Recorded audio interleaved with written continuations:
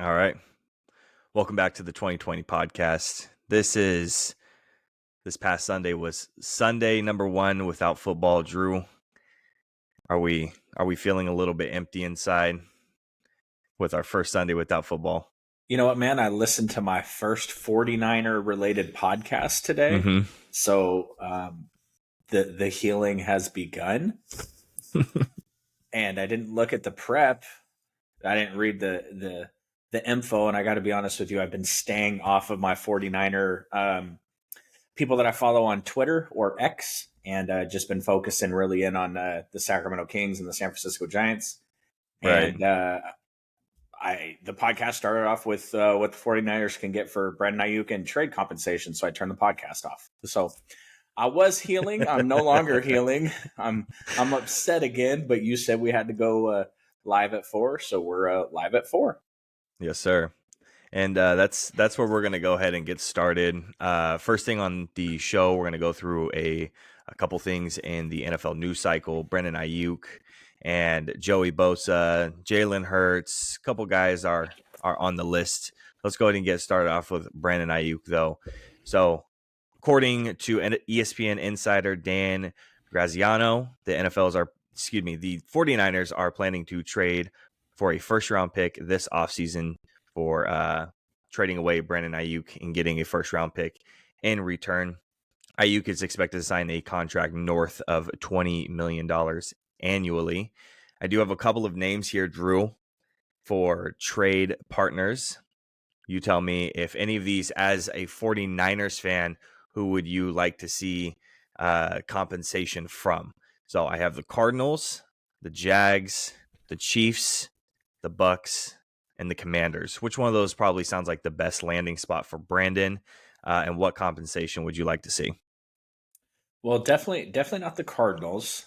And the Washington Commanders, I can't imagine in any way, shape, or form, especially with Adam Peters over there now, we would be talking about their first round pick because it's quite high, as our viewers might know.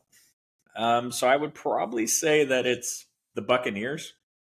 They're pick 24th or 25th. That seems about right. You're not going to draft a player of Brandon Aiyuk's caliber, at least not right away. I won't say that obviously they couldn't become Brandon Aiyuk in that range. And a team like the Buccaneers, who could potentially maybe be losing Mike Evans or bringing an older Mike Evans back and signing Baker to an extension, a player like Brandon Aiyuk would really. For those that don't know, obviously I'm a big homer when it comes to the 49ers, but if you look at Brandon Aiyuk's advanced stats and his yards per reception and the amount of yards that he put up on like 72 less targets than CeeDee Lamb this year, he's just an absolute monster.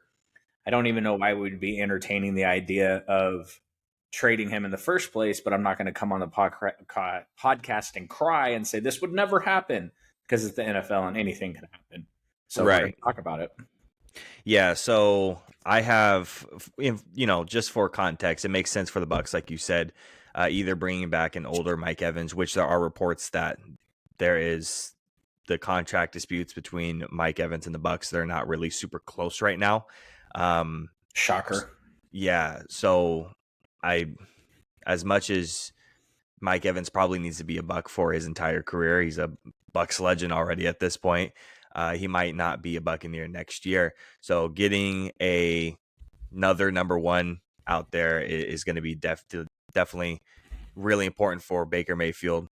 So trading away your 26th overall pick, your 2024 first rounder, and then I also have here a 2024 third rounder on top of that to compensate for the late first. So that's probably roughly compensation. It's going to vary team to team and how they see fit. Some guys I have here, it's only a first rounder because it's like a mid first. Some of them is like a late first, like the Chiefs. It's a late first, so it's 32nd overall. So you have some additional stuff on top of that. It's going to depend team to team. So each one of these I think makes sense. Like the Jags, I don't know if you're bringing back Calvin Ridley because you're going to end up having to give away a draft pick, your second round pick, if you end up re-signing Calvin Ridley. The Chiefs obviously need wide receivers. Bucks we just discussed, and then the Commanders. You have Terry McLaurin, but getting more weapons for potentially Drake May coming in and getting drafted is not going to hurt for sure. Now, I think this whole thing is really coming up because of the whole Brandon Aiyuk family situation of everybody posting, and you've already talked about that you do put stock into some of that stuff when family members talk and say, somebody's leaving. Are you still putting stock into something like that in this situation? I mean, I'm not going to go back on my word or what I said previously now just because it's my player. Um, I do think it's a little bit different in the wake of a Super Bowl loss that quickly after the loss, people say things and they're upset about things. Yeah. Brandon Aiyuk had 3 catches in all of our playoff games. So whether he was underutilized or the defenses were just scheming for him, if you want to be a number 1 wide receiver in this league, when the defense sets out to stop you, you still have to find a way to get open. So Yeah, for sure. I think that to just be like, the 49ers just decided not to throw the ball to him in the Super Bowl is kind of, if you go back and look at all of our playoff games, he had 3 catches in all of them. And the thing about the 49ers is they have a ton of talent on offense, and it's almost to the point where sometimes it's detrimental because they just don't go with what works. And when you have to feed a Debo and a McCaffrey and a Kittle and all that stuff, sometimes you don't get your fair share. Obviously, Juwan Jennings was on his way to Super Bowl MVP before they lost. So it's just one of those things. Yeah, I mean, I don't think that the family just speaks out on their own. I think that comes from somewhere. I know that they obviously have discussions with their family because they can't have discussions with their teammates about being unhappy. So when there's smoke, there's fire. Yeah. And we're going to go ahead and stay with the 49ers with the next part of this. The 49ers are expected to reach out to Joey Bosa if the Chargers decide to release him due to cap space reasons. And if the 49ers are unlikely to re-sign Chase Young, the possibility of the Bosa brothers playing together is a reality. So that's what I'm hearing personally. Obviously, this is kind of, in my mind, going to come all down to money. If Joey Bosa is getting released, what type of money is he going to ask for out there on the open market? Is he going to try to, take this, 15, 16, $17 million a year deal? Or are we talking something smaller to try to play with his brother? What do you, depending on what Joey Bosa asks for, is this something you're interested in, or is this something you want to kind of stay away from?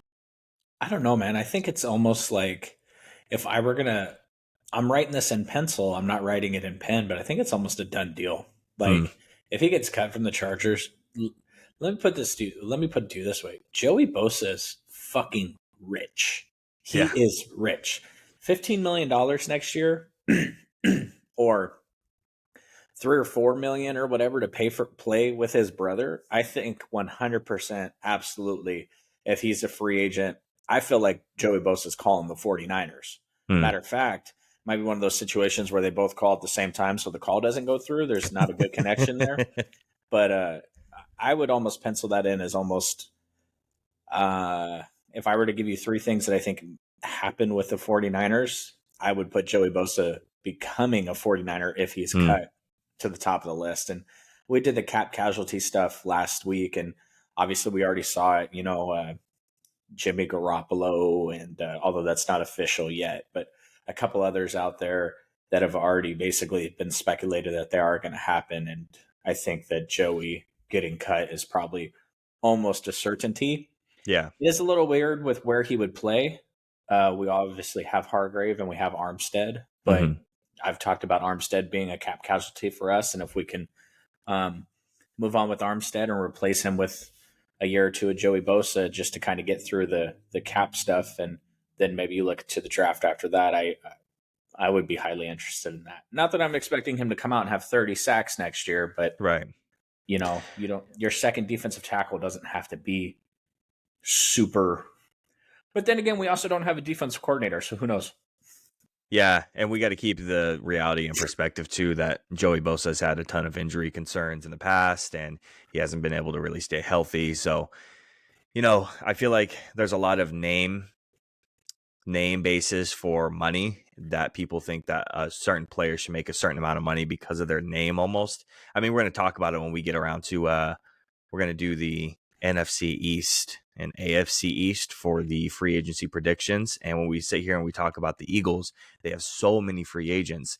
And you go, oh my gosh, look at all these free agents and look at all these names, but they're just names and half of them haven't performed up to what their name should be.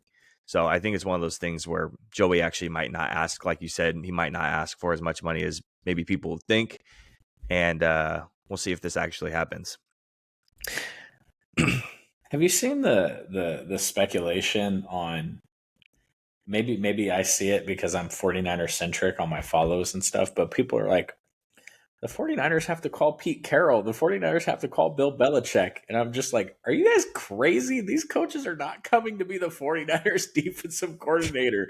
Are y'all crazy? Like, I saw Jeff Ulbrich as a potential. Obviously, the Brandon Staley thing is out there.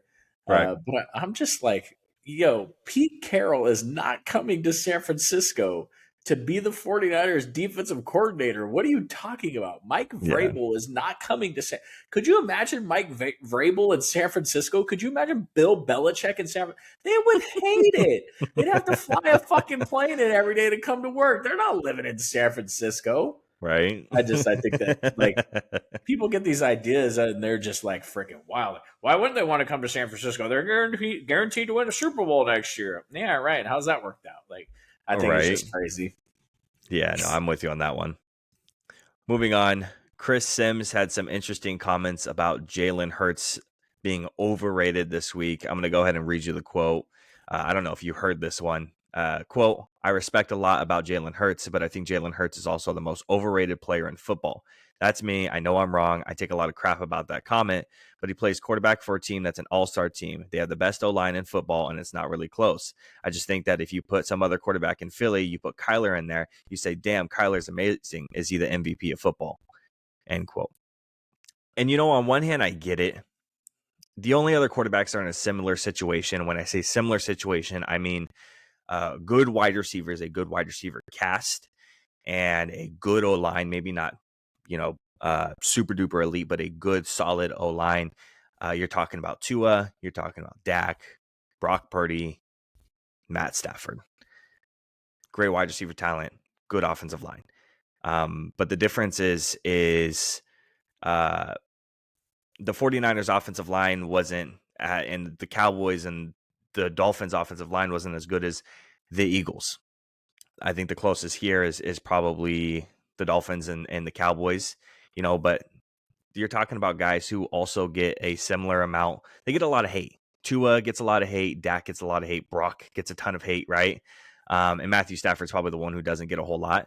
To me, I don't see a whole lot of hate being thrown Jalen Hurts' way, and he kind of skates by on the blame on certain things. And it's a lot because of his it, coach is a joke. Yeah, Sirianni takes the brunt of the blame for him. But I gotta tell you what, man, Howie's sleeping in bed right now at night, and he's looking up at that ceiling, and he's thinking about the Jalen Hurts contract, and he's like, "What the frick did I do? Why did I do this?" Right. So I haven't looked at his contract too much. I don't know what the outs are, what the cap space casualty stuff is for the Eagles. I know they only got like $13 million in effective cap space, so I'm not exactly sure where they're going this offseason. But Jalen Hurts is definitely not the guy. Just like Brock, okay, he's not taking a team of lesser thans and raising them to the next level. You got to surround him with a lot for him to take it to the next level. And if they're not going to let him run, if he's not going to run because they want to stay healthy, then oof. Right. Okay, 1 second. I'm going to restart my phone, and I'm going to hope that this helps my lagging situation and hopefully allows me to just immediately jump back in. So I'm just buy the camera, bro.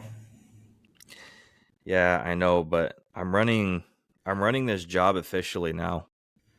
Nice. So that's officially on the books, and I've had to buy a handful of things. And so I'm trying to, like, tomorrow I'm going to have to go to the supply house and pick up some stuff. And first thing I'm going to have to do is buy something new, which sucks. But Because I'm not my dad where I get all excited to buy new tools. I'm like, shit, I got to buy something else. I'm like, that fucking sucks. I'm like, whatever. But yes, I definitely do have to buy the camera. Okay. Okay. So it was about 14, 15, You know what 16. kind of irritates me about I hadn't read the Dan Graziano, whoever the fuck that is. I gotta tell you, Mm-hmm. the 49ers have some really plugged in people, Tim Kawakami, Mike Silver. Yeah. If those guys were reporting a Brandon Aiyuk trade, I'd be a lot more nervous. That's kind of why I'm not freaking out about it. But Right. they're talking about the reason why they have to trade him is because of his cap hit in 2024, 14.2 million. I'm like, it's because we picked up his 5th-year option, guys. Like if we extend him, his cap hit goes down. It's Yep. not going to be 14.2 million if he signs an extension.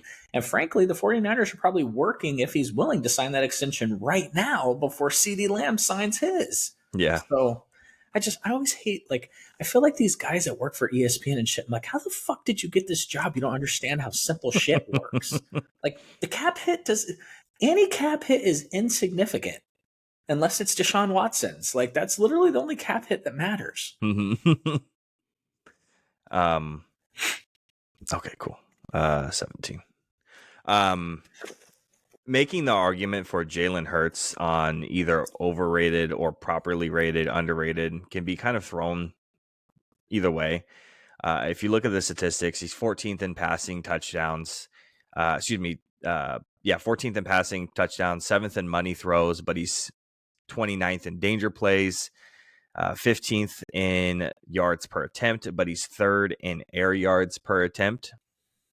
22nd in just all going to be completion percentage, 22nd in deep ball completion percentage, 14th in pressure, 30th in play action, 18th in clean pocket, but he's 20th in true completion percentage, and in red zone he's 12th as well. Again, that's all completion percentage. 9th in QBR, 10th in EPA, 28th in catchable pass rate, and then top 3 in most rushing categories for quarterbacks. So you can make the argument, as much as I want to sit here and I want to say Jalen Hurts is overrated. Is he MVP? Is he a top 10 quarterback? I mean, if we're to sit here right now and make a top 10 quarterback list, he might crack it, or he might just be right outside of it, depending on how you see him. But I mean, at the end of the day, Chris Sims is right. He does play behind the best offensive line in football. He does. That tush push is because of the best offensive line in football. And all of those rushing touchdowns that he ended up getting are 1 and 2 yard touchdowns. So you don't really put a whole lot of stock into something like that. He took a big step back, and the whole offense took a huge step back from last year to this year. When you watch them, last year Jalen Hurts looks incredibly impressive, and it's not just the running, it's the passing game. And this year, I know a lot of that has to do with Shane Steichen and getting rid of him. But he just doesn't look that good. So I think you can make that argument either way for the overrated thing. Is, again, as much as I'd like to point at him and say, you suck, you're overrated because you're an Eagles quarterback. I mean, my quarterback's Dak. I get the hate, and I have to listen to it every single day, and it's constant. So Yeah, but would the Cowboys trade Dak for Jalen? no. Okay. Would the Chiefs, Bills, Bengals, Ravens, Texans, Packers, Lions, 49ers, any of those teams, and I added the Bengals in there because if he hadn't got hurt, they would have been in the playoffs. Any of those playoffs, like the Rams, would the Rams trade Stafford for Jalen at this point with his cap hit? Probably not. Would the Buccaneers trade for Jalen Hurts? Probably. I'll give you that one. That's Yeah. Baker versus Jalen. That's the only playoff team this year that would take him, besides the Browns. Obviously, I mean they had Joe Flacco. They probably would have liked to have Jalen Hurts, but Right. the Browns aren't a real playoff team. They're not like I'm talking about the perennial. Every year we know these teams are going to be there. None of them are taking Jalen Hurts and over their team. So when you're talking about the top 10 teams in football year in and year out, and none of them would trade their guy for this current guy, you know. Yeah. And you look at It's it again, it's a supporting cast too. It's not just the offensive line, it's the wide receiver talent, right? AJ Brown, when he's being utilized and he's playing to his full potential, is top 10 in the league. And you look at Devonta as a number 2. And you run down the list of some of those guys like the Dolphins. Am I taking Jalen Waddle over Devonta? That argument can be made. Am I taking Devonta over any of the Cowboys number 2, depending on who you put as the number 2? But Brandon Cooks, yeah, I'm going to take Devonta over Brandon Cooks personally. Niners, I wouldn't even touch that situation. And then the Rams is one that is untouchable as well. So he has, again, it's a good supporting cast. So it's hard to say. I mean, he's not wrong. He's not. At the end of the day, you want to there's a knee-jerk reaction probably from the majority of people to say this guy's a clown, but I don't think he's exactly fully wrong in this quote here. I don't know what the hell most overrated football player in the NFL is, because that's the one thing is the terminology he decided to use, because Dak Prescott's about to be the highest paid football player in the history of the NFL, and he's definitely not anywhere near worthy of that title. It's just the next quarterback that gets paid every single time is going to be the most highly paid quarterback in the history, most highly paid player in the history of the NFL. So the thing about it is, he was just replacement level football this year, but the year before he was an MVP candidate. So it's just one of those things where we're going to see this year is going to be big for them. And you put yourself, the problem with these cap hits for these quarterbacks and the contracts that are handing out is you have to be absolutely sure. Because if you're not, you get yourself kind of put in, look at the Cardinals with Kyler Murray. They gave him the bag and the team sucks. Now he got hurt, but yeah. Is anyone worried about the Cardinals next year? I don't think so. Look at the Broncos. They gave Russell Wilson the bag. Look at the Browns. They gave Deshaun Watson the bag. And when those players don't live up to their contracts, it's so hefty. I personally think Deshaun Watson is the most overrated player in the NFL, not Jalen Hurts. But Hurts is, he's trending towards definitely not giving the value back on what he's being paid. That's for sure. Yeah, no, I'm there with you. And last one, Steelers quarterback, feels like carousel at this point. Russell Wilson, Justin Fields, and Mason Rudolph are right now being evaluated by the Steelers this offseason to replace Kenny Pickett. It was almost a foregone conclusion that Kenny Pickett probably is not going to be starting next year to, start out the year at the very least. Russ, again, is most likely going to be cut by the Broncos. Justin Fields, most likely going to be traded. Mason Rudolph on their roster currently. Out of those three guys, who makes the most sense for this team? Kirk Cousins. Kirk Cousins, the fourth. Did you see? Justin Fields started his unfollowing of all the Chicago Bear related stuff. Hey man, I just want to say I didn't take it that serious until his dog unfollowed them too. I was like, damn, now it's getting serious now if his dog's unfollowing people. So he was on the podcast with the St. Brown brothers, and obviously one of them plays for him. And so Amon Ra is like, yo, bro, what's up with you unfollowing the Bears? And he's like, oh, man, you know how it is. Like, sometimes you just need a break. I still fuck with the Bears. It just, I unfollowed the NFL also. I didn't want my feed to all be just NFL stuff. I'm like, bro, if you don't have a better answer than that, then just tell them before the podcast, yo, you can't ask. Like, and then on top of that, he followed a bunch of Falcon players too around the exact same time. Like, how are you going to say, oh, yeah, just sometimes I need a break from the team I play for where I'm supposed to be the franchise quarterback?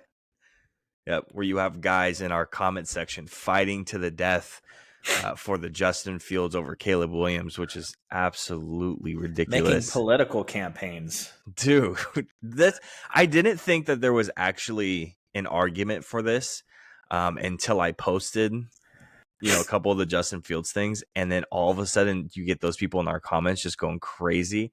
And I'm making an argument for, to them. Like, listen, he's not that good. I'm telling you statistically why he's not that good. And he's had his opportunity. I'm telling you why it makes sense to You don't take even Caleb. know what Chicago thinks about Justin Fields, Jacob. You don't even know, bro. You don't know what Chicago's thinking right now. Dude, yeah. I didn't know that it was that big of a deal. But damn, it is, and it's almost out of control. Get over it. Justin's gone. Chicago fans who want Justin, or Justin fans, he's gone. Get over it. It's done. Yeah, Gosh. I reshare a lot of the stuff on my Twitter profile and onto Instagram and stuff, and someone DM'd me and told me I'm a blogger boy idiot. And I'm like, the funny thing is I don't know what video he was reacting to. I don't even know if he was reacting to a video. He might have just decided to hop in my DMs and insult me, but Oh he's like, man. "You're a blogger boy idiot. You don't know what you're talking about." And I'm like, "You're right." And I don't even have a blog. I just sit here and I like you bring the facts and you bring all the representation and all the smart stuff, and I'm just here hot take cannon. I just am just trying to say the craziest shit possible that is going to get us views. So he's right. I am just a blogger boy idiot, but I'm just like, I want to DM back and be like, "Yo, appreciate the feedback. Which video were you responding to?" Because I got a lot out there, and I'm just surprised by the discourse around Justin Fields. Like we've watched him for a couple of years, and you have the number one pick. That means like you get to start over, Yep. and you can do anything with that pick. And people are like, "Yeah, we want to keep Justin Fields." I'm just like, I'm confused. Like, I'm just confused as to what is it about what you've seen from him that makes you think like, yeah, this is what we need. This is what we got to do. Um I would move on from Brock Purdy if I had the number one overall pick, and he's been far more successful than Justin Fields. I would take Caleb Williams in a second. yeah, so this is just for a trade package to trade away the number one overall pick and let's say keep Justin Fields.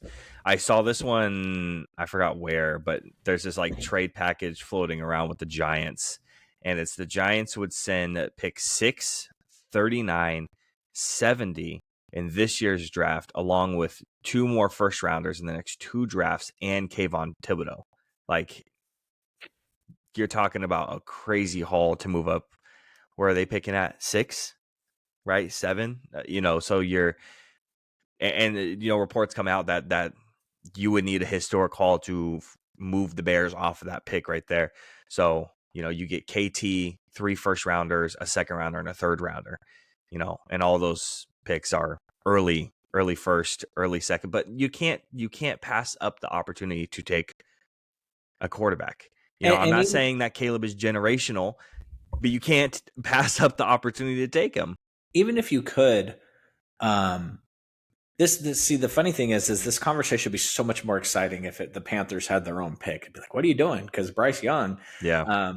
But even if you could, you're going to take KT, which is cool. He's not Aiden Hutchinson, so I was wrong on that. Add him to a defense that's already really good. I don't think KT's moving the needle as much for that defense. And then you're adding Malik Neighbors at 6, probably. Yeah. And that's taking the Bears to the next level. Like they already have wide receiver talent. Like they already got a couple good guys over there. You're going to bring in a rookie, and that's going to all of a sudden take you guys from 4 or 5 wins all the way up to the playoffs next year. I don't know if you guys have noticed, but the top end of the NFC is loaded with talent. The Their own Cowboys are division. loaded with talent. The 49ers are loaded with talent. The Yeah. Packers are loaded with talent. Like you're going to compete with that by adding a rookie wide receiver at number 6 and a couple picks. I don't get it. Reset the clock. Add Caleb. And like you're paying Justin Fields next year. Right, really. That's the other thing that the Bears fans are forgetting. You guys are going to give him the bag. You're going to pay this dude. Like you're going to pay. You're going to do what the Giants did with Daniel Jones. That's That's what your it feels plan is. like. For a couple first round picks down the line and Malik Neighbors and Kayvon Thibodeau, you're going to give Justin Fields $200 million. Like, Yeah. I'm not even saying it wouldn't be.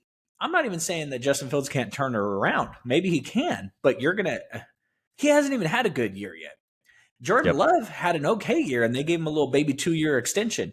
The year that Daniel Jones had, where they paid him, was far better than any other year Justin Fields has ever had. It's wild. Yeah. Maybe that's gonna. It's supposed to be the Bears are supposed to make a decision on Justin Fields here in the next week or so. So maybe next week on the podcast we're gonna be discussing where Justin Fields is and how it impacts that team. So hopefully you guys stick around and see our commentary on that one. So moving out of this week's NFL news cycle, and we're gonna move on to the AFC and the NFC East free agency predictions. If you missed last week's, we did the AFC and the NFC West. So basically, if you're confused on divisions, the Niners division and the Chiefs division, we did those divisions, did those teams, and all our predictions. And for the one gentleman and the YouTube comment section, these are predictions. Predictions. Yes, obviously the Cardinals didn't sign T. Higgins. Congratulations. It's not March yet. But I missed the comment. What was the comment? a guy said on that video that got like almost 700 views, he said the Cardinals didn't, in all caps, not sign T. Higgins. Very misleading. Yeah, bro. That's their predictions. All right, so my guy was scrolling YouTube and he saw your face up there with a little banner that said Cardinals signed T. Higgins, and he went out and he had a party in his backyard, and then he found out it wasn't true. Now he's fucking pissed at you. Like, hey, here I am on YouTube page 63 to find the 2020 podcast. No offense to us, we're growing. Hopefully we'll be there someday. Jacob keeps telling me we're going to go live on YouTube, and we haven't yet to build the following. But he sees that banner on our video, and he got hella excited. And then he found out it wasn't true, and now he hates you. Yeah, if I didn't have any ops, I got one now. All right, let's go and start out with the AFC, just like last time. We're going to start off in order, division winners going down. Start off with the Buffalo Bills, and how we're going to be doing this is we have a cut candidate, a re-signing that they should do, their biggest free agent target, and their a sleeper for that. For me, it's the same position, sleeper for most of them. A couple of them, they vary a little bit, but that's how it works here. Buffalo Bills, they have, get ready for this one, negative $58 million in effective cap space. And what's the worst thing about this is that's not even the least amount in this division. So you'll see who has the least here in a minute. So Buffalo Bills negative $58 million in cap. They're going to have to do a lot of work moving guys around, restructuring, extensions. They're going to have to do a lot of work to even get to the point where they could do anything. I'll go ahead and take this one first. You can have the first picks on the next one. Yeah, this one's easy. Congratulations. You want to take this one? Well, I mean, Tre'Davious White is hurt and he makes a shit ton of money, so it's probably a foregone conclusion. But I think also Jordan Poyer, he's 34 years old this year. I think he makes $8 or $9 million. You probably have the stats right in front of you. Yeah. So I would say probably some cut candidates coming big time on that defense. Yeah, and Von Miller. Von Miller, you would save $6.7 million. I didn't even think about Von. That's obvious. Yeah, those two guys were on my list. So Vaughn and Tre'Davious, $6 million, 6.7 in savings just from those two guys alone. And probably Stephon too, to be honest with you.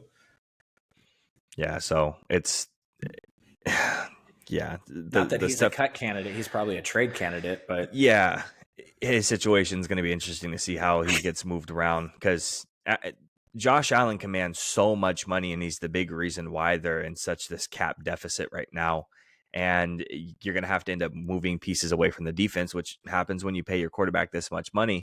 You're moving pieces away from the defense, so the defense is going to get hurt next year, or you're going to be replacing them with young players on cheap contracts or rookies. And the defense isn't going to perform as well as it did this year, and it still had its struggles. And then on top of that, you're going to be taking away, so no Gabe Davis. You're not going to re-sign him, which I don't think you should re-sign him. And you might be trading away Stephon Diggs. The Bills might be in trouble. The only thing that's going to be their saving grace is Josh Allen next year. So we'll see how that one goes. Well, and they might be losing. I think their other safety is a free agent also. So if you're cutting Micah Hyde, yeah, Micah Hyde's a free agent, and then you got to cut Vaughn and maybe Tre'Davious White because let's be honest, he's making. He's a top flight corner in the league, so I'm guessing he's somewhere between 16 to 20 million, and he's hurt. It just. I don't know how the rules exactly work with cutting someone on an injury and how much that frees up. Most of these guys have injury designations in their contracts, but for the sake of this little video, quick thing, I'm not going to get into all that. So right. Biggest re-sign candidates, who you got?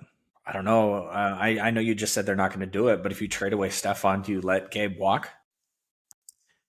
I'm not a huge Gabe Davis guy. Come on, he had one great game. Yeah. My guys are defensive tackles. I think you either got to go Daquan Jones or Temp Settle. Daquan Jones is going to command a 1-year, $5.5 million contract, fully guaranteed. He's older, but he had a really good year.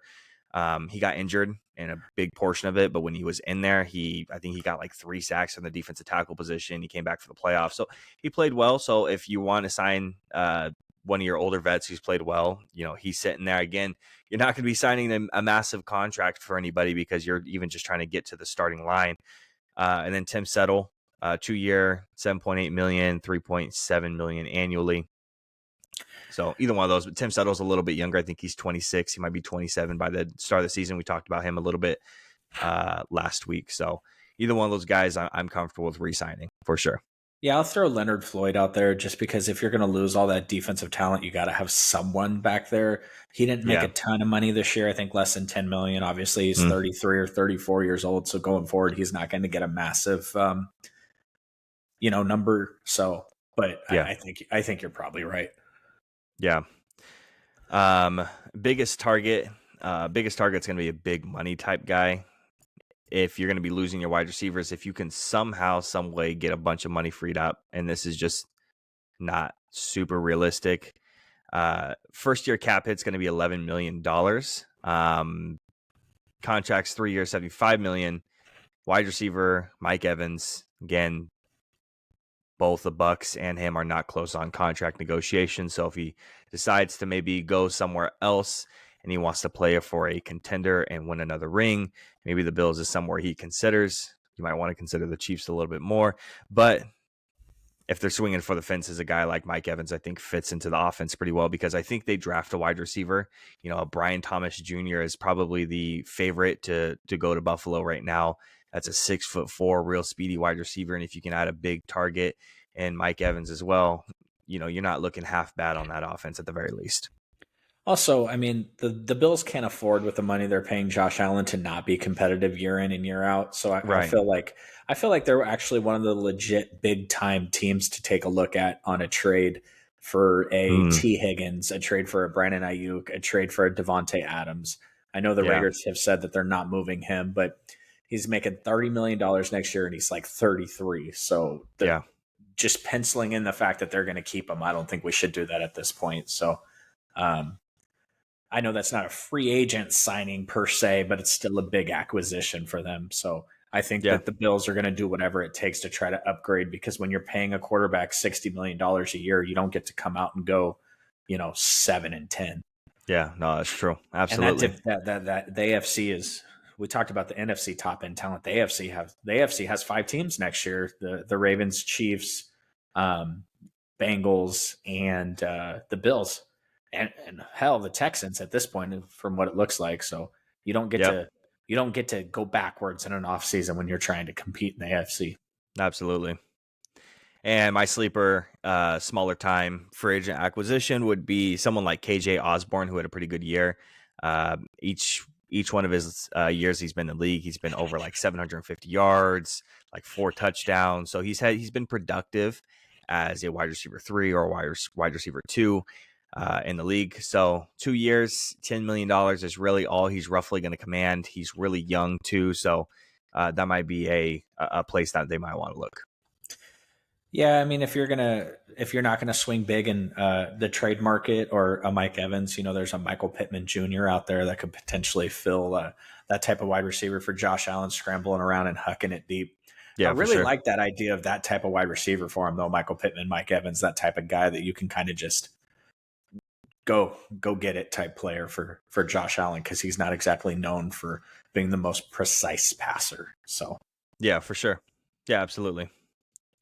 Now moving on to the Miami Dolphins, I said that the Buffalo Bills did not have the least amount of cap space. It's the Miami Dolphins. They have an amazing amount of effective cap space of negative $59 million. Let's go. Get it done. Negative $59 million in effective cap space. So again, another team that's going to have to move guys around, cut candidates, extensions, restructures. They're going to be on that block. You're going to see a lot of money be moved around. If you blink, you're going to miss it. So look out for it. Who's your cut candidate for this team or cut candidates for this team?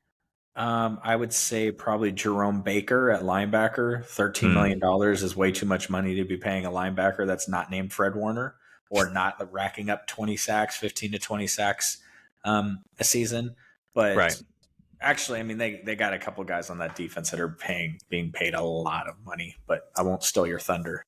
Emmanuel Ogba, I think, is big one, 15.7 million in savings. You could definitely take a look at cutting Xavier Howard, who has taken a big step back in the recent time, 18.5 million in savings there. I mean, they have guys, unlike with the Bills. If you look at the Bills and you see, I mean, we had Von Miller and Tre'Davious White with 6.7 and 6 million. You know, we bring up Xavier Howard and Emmanuel Ogba, who's 18.5 and 15.7, and Right. you know, Jerome Baker with 13 million. So these are big names you can cut. You can cut a couple of guys and you could be right there at the cap and restructure, and you're all of a sudden you have a couple of $1 million in cap space that you could really work with to bring back some guys, because they have young players that they're going to want to re-sign, and it's going to suck to let these guys go. So on the re-signing for me, I think you have to go. There's one or two options here. I'll take one of them. Connor Williams, 5 years, $67.6 million, $13.5 million a year, $42 million in guarantees. His first year cap hit is going to be somewhere around the $6.2 million range. So, that center position is going to be super important for him. You don't want to let that go, especially a guy like Connor, who has transitioned from guard to center, and he's done a really good job at it. One of the elite guys playing center this year. So that's one place you want to go for a re-signing. Was he hurt this year? Connor?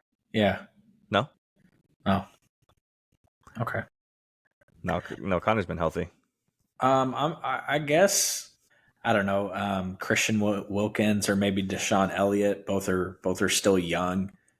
Yeah. It's hard to say with the money. Those what's Christian Wilkins? Do you have it up? What his estimated contract is going to be? Yeah, so Christian Wilkins is a 4-year, $92 million contract, $23 million a year, $50 million in guarantees. First year cap hit is going to be, actually his first year cap hit is 6.2. Connor Williams is 8 million. Sorry, I got a lot of numbers in front of me. So a little bit lower first year cap hit, but overall he's going to make a lot more money. But yeah, that's probably what he's going to end up commanding, especially with his age and level of play. And a guy who is very likable in the locker room, mic'd up legend at this point. You're going to have to do a lot of gymnastics to be able to sign that contract.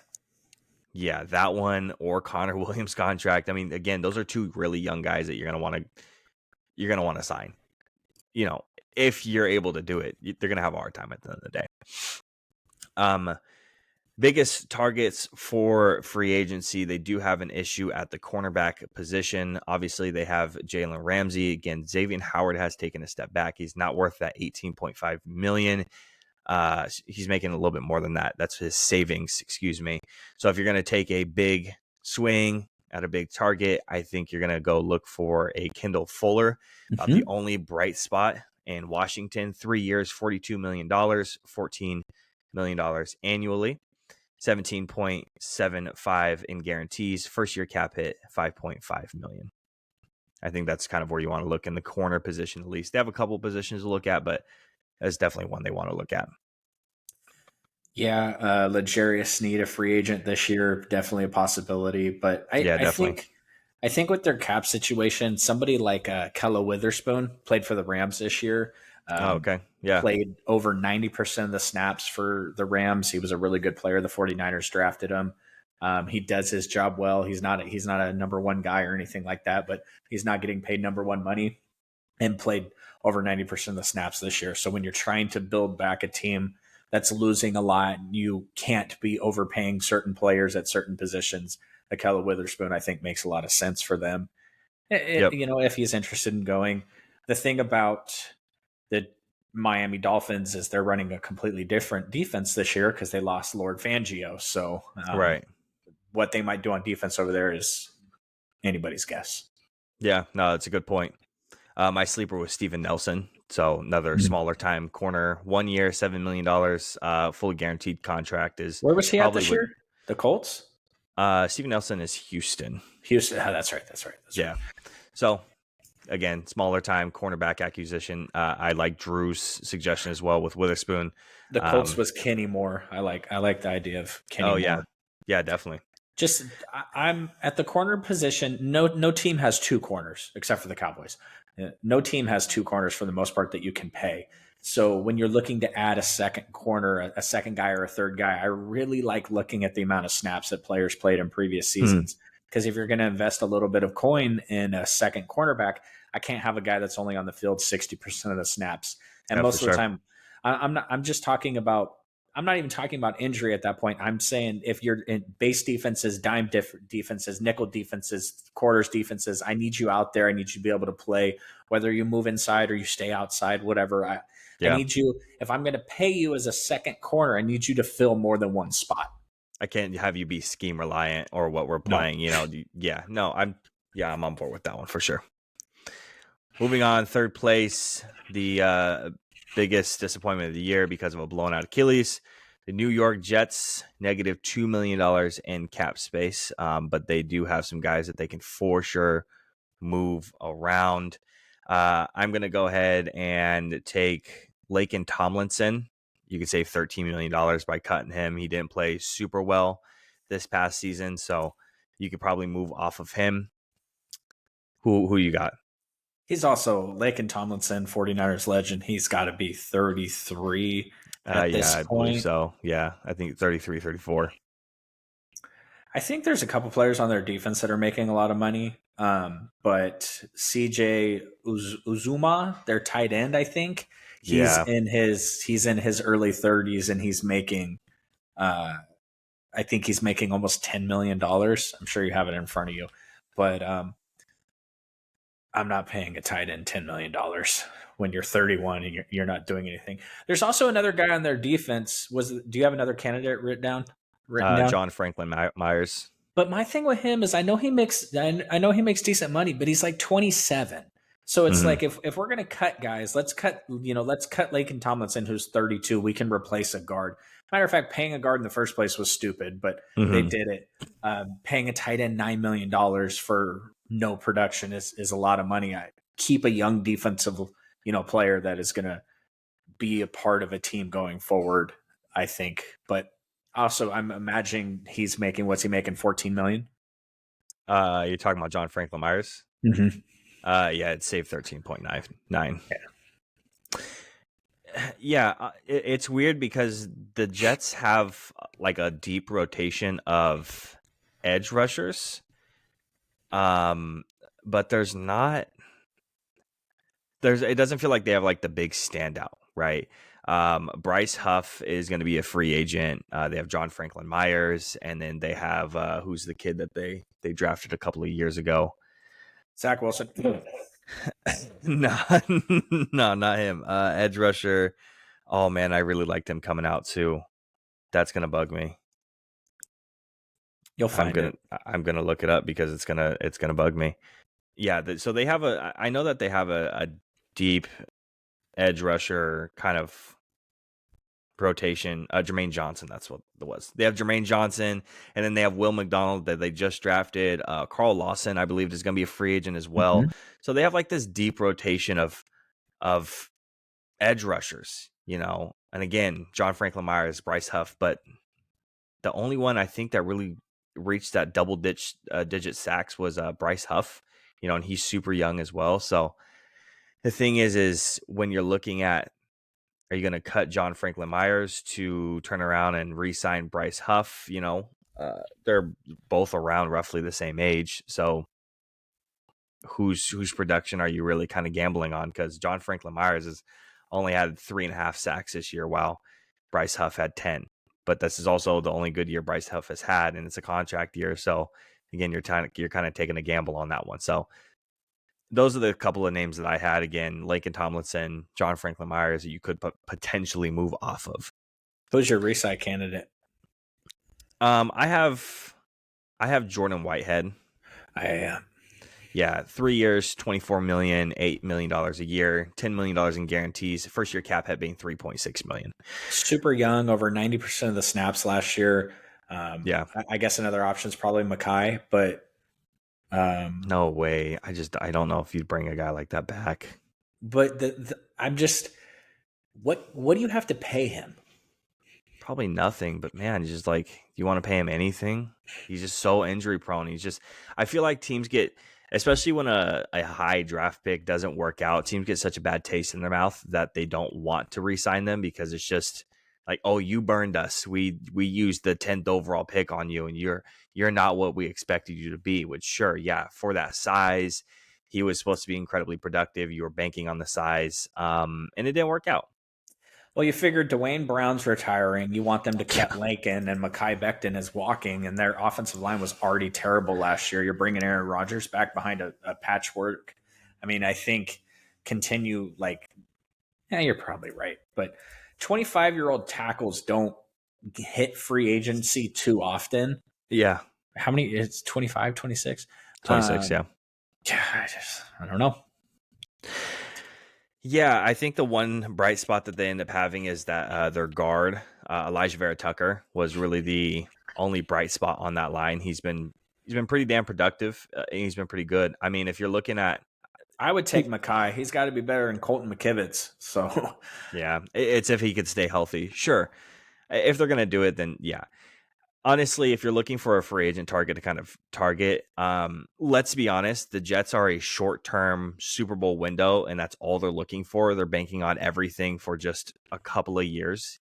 And if you're doing that, then maybe you want to take a look at a guy like Tyron Smith, for free agent coming out of Dallas, super productive when he's healthy. I think he only missed two games this year, which has been a a lot better than the miracle. past. But when he plays, he's up there with the best. The whole offensive line as a whole was graded better when Tyron was playing.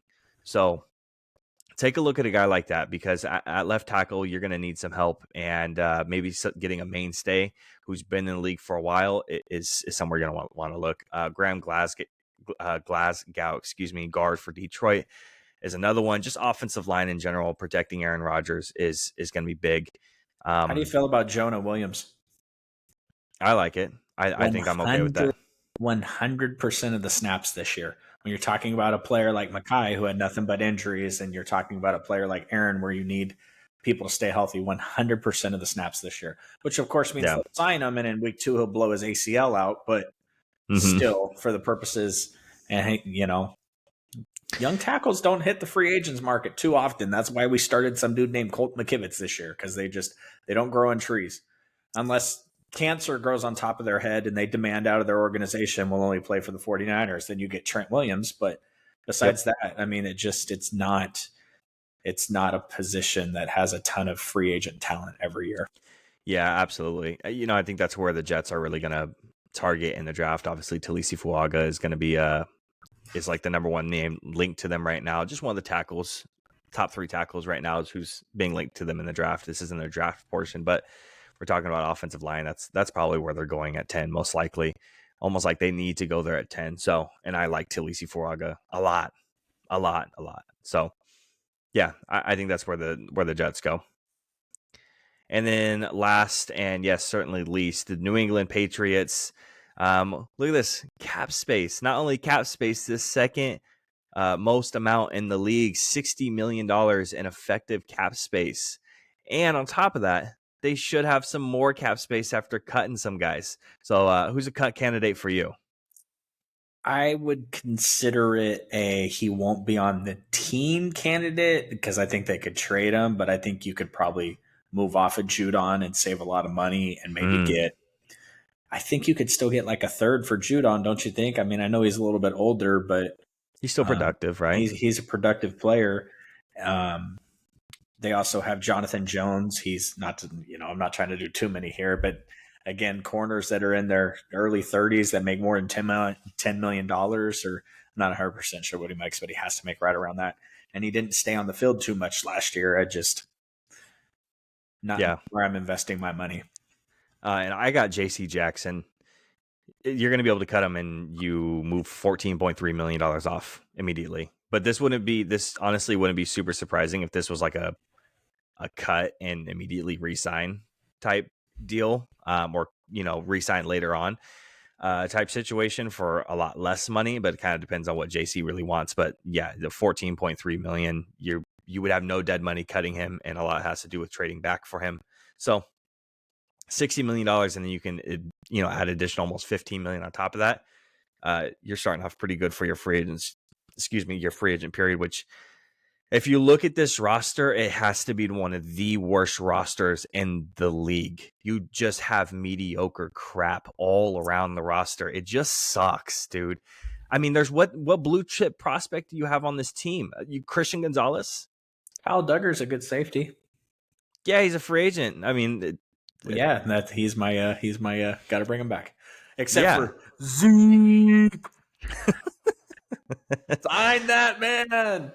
um, yeah, with Kyle Duggar, you're looking at 3 years, 40.5 million, 13.5 million annually, $25 million in guarantees, with a first year cap hit of $7 million. I agree with you there. I think the other one that they could take a look at is Josh Uche. 1 year, 8.5 million, 4.5 million in guarantees. I really don't think that that's too much to ask for when you're talking about almost a Band-Aid for your defense and your pass rush. Hey, we're going to sign you for a year. You're probably not going to stick around. We're going to get better on the defensive line next year.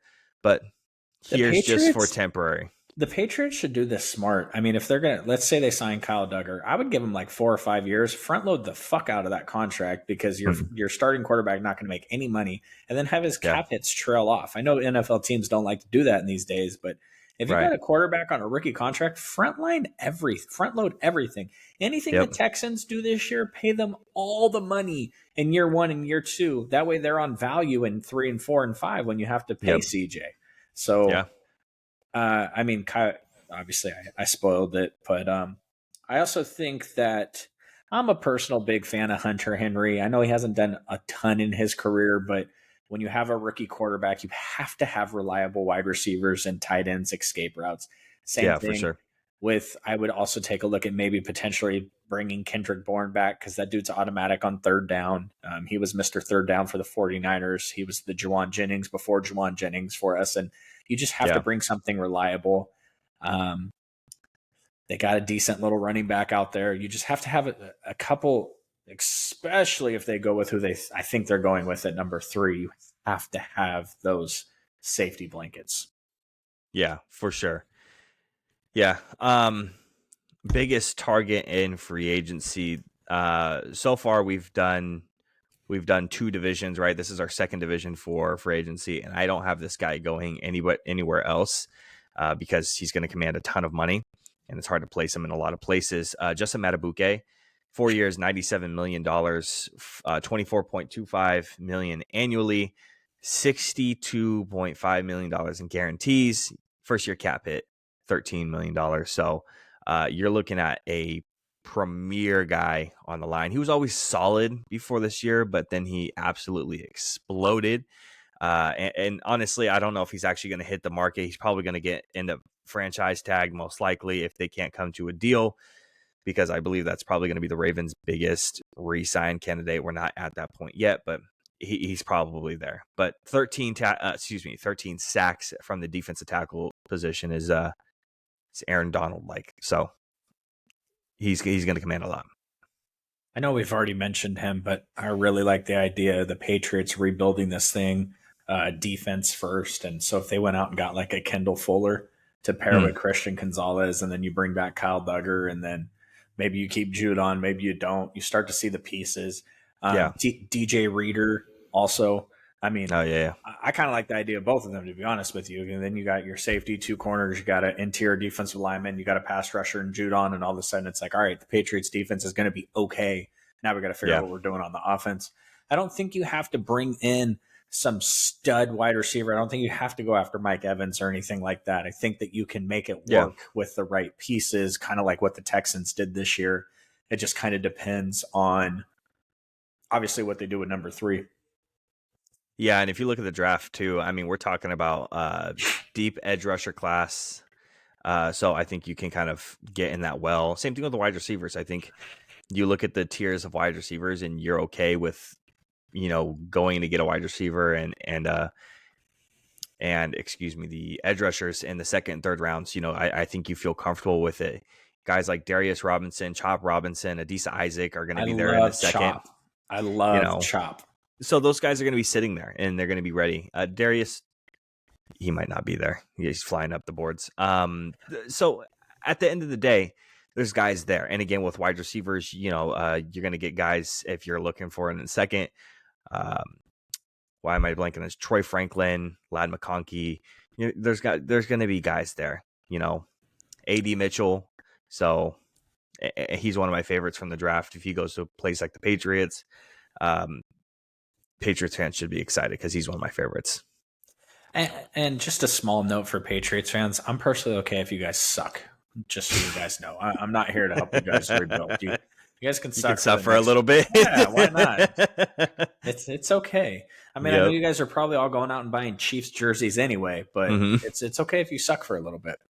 Honestly, is there really a whole lot of Patriots fans left? They're probably Tampa Bay fans at this point, right? No, it's okay. I work with a guy who literally, he's like, yeah, I haven't. Oh yeah, the Bucks. That's my team, man. And my buddy, he's a Bucks fan. He's like, oh, cool. That's cool, man. Yeah, he's like, yeah. He's trying to talk to him about it. He goes, oh yeah, no, I haven't watched Bucks football all year. And he's like, wait, why? He was like, no Tom Brady. He's like, were you a Patriots fan before this? He's like, yeah. And he was like, all right, bro, I don't want to talk to you no more. I'm gonna be right back. All right, you're good. I'm gonna try to restart my phone. It's lagging again.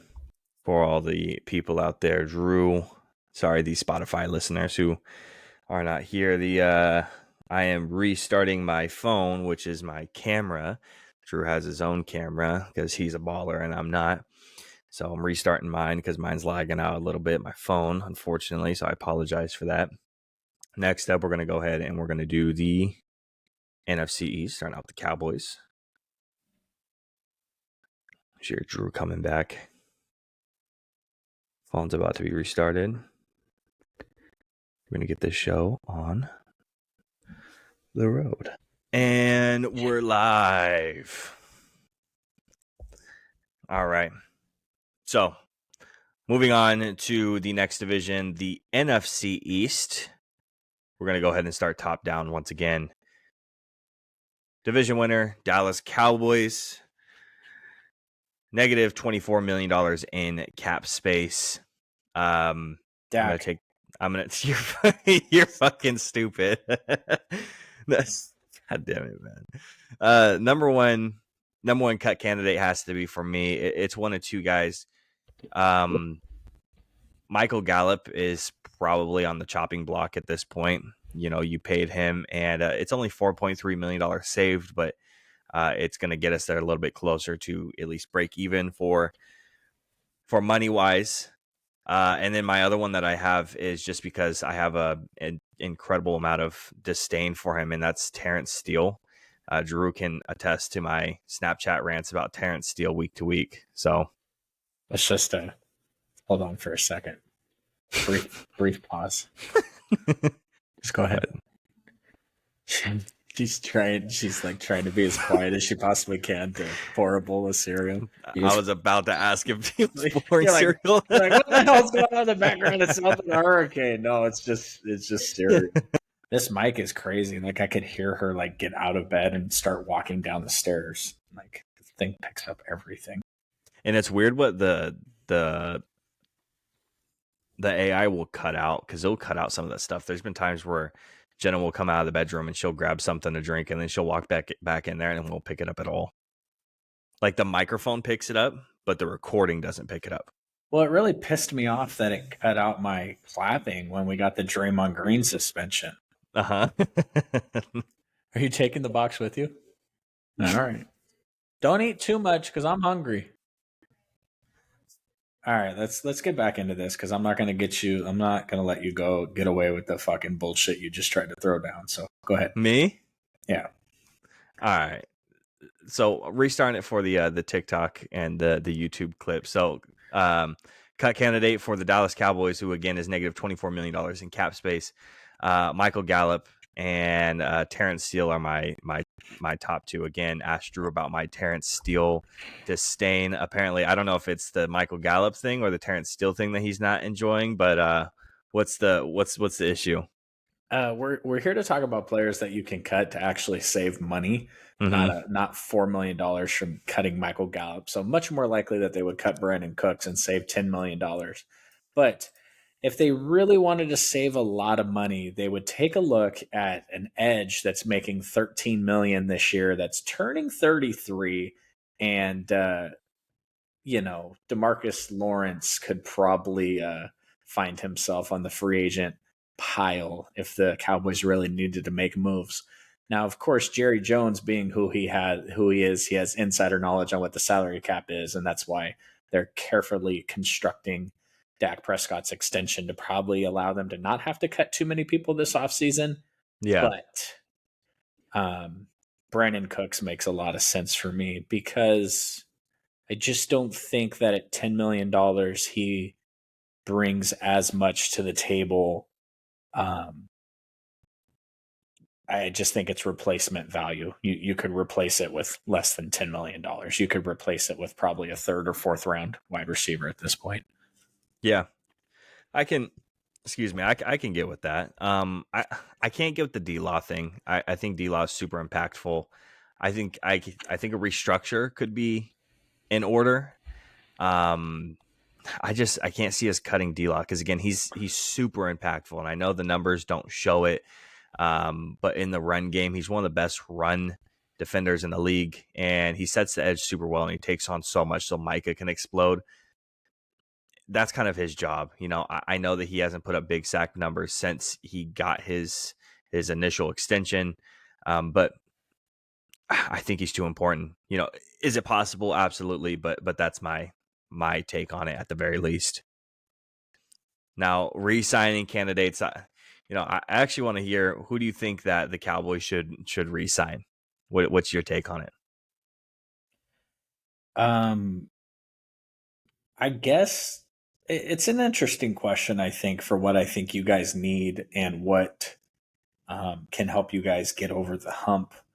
I think that Tyron Smith on a 1-year deal or a 2-year deal isn't a terrible idea. Definitely. I think that, what's your guys' center's name? Tyler Biadasz. Again, I don't know what kind of contract he would command, but yeah, he played a bunch of snaps this year, and again, not too injured too often.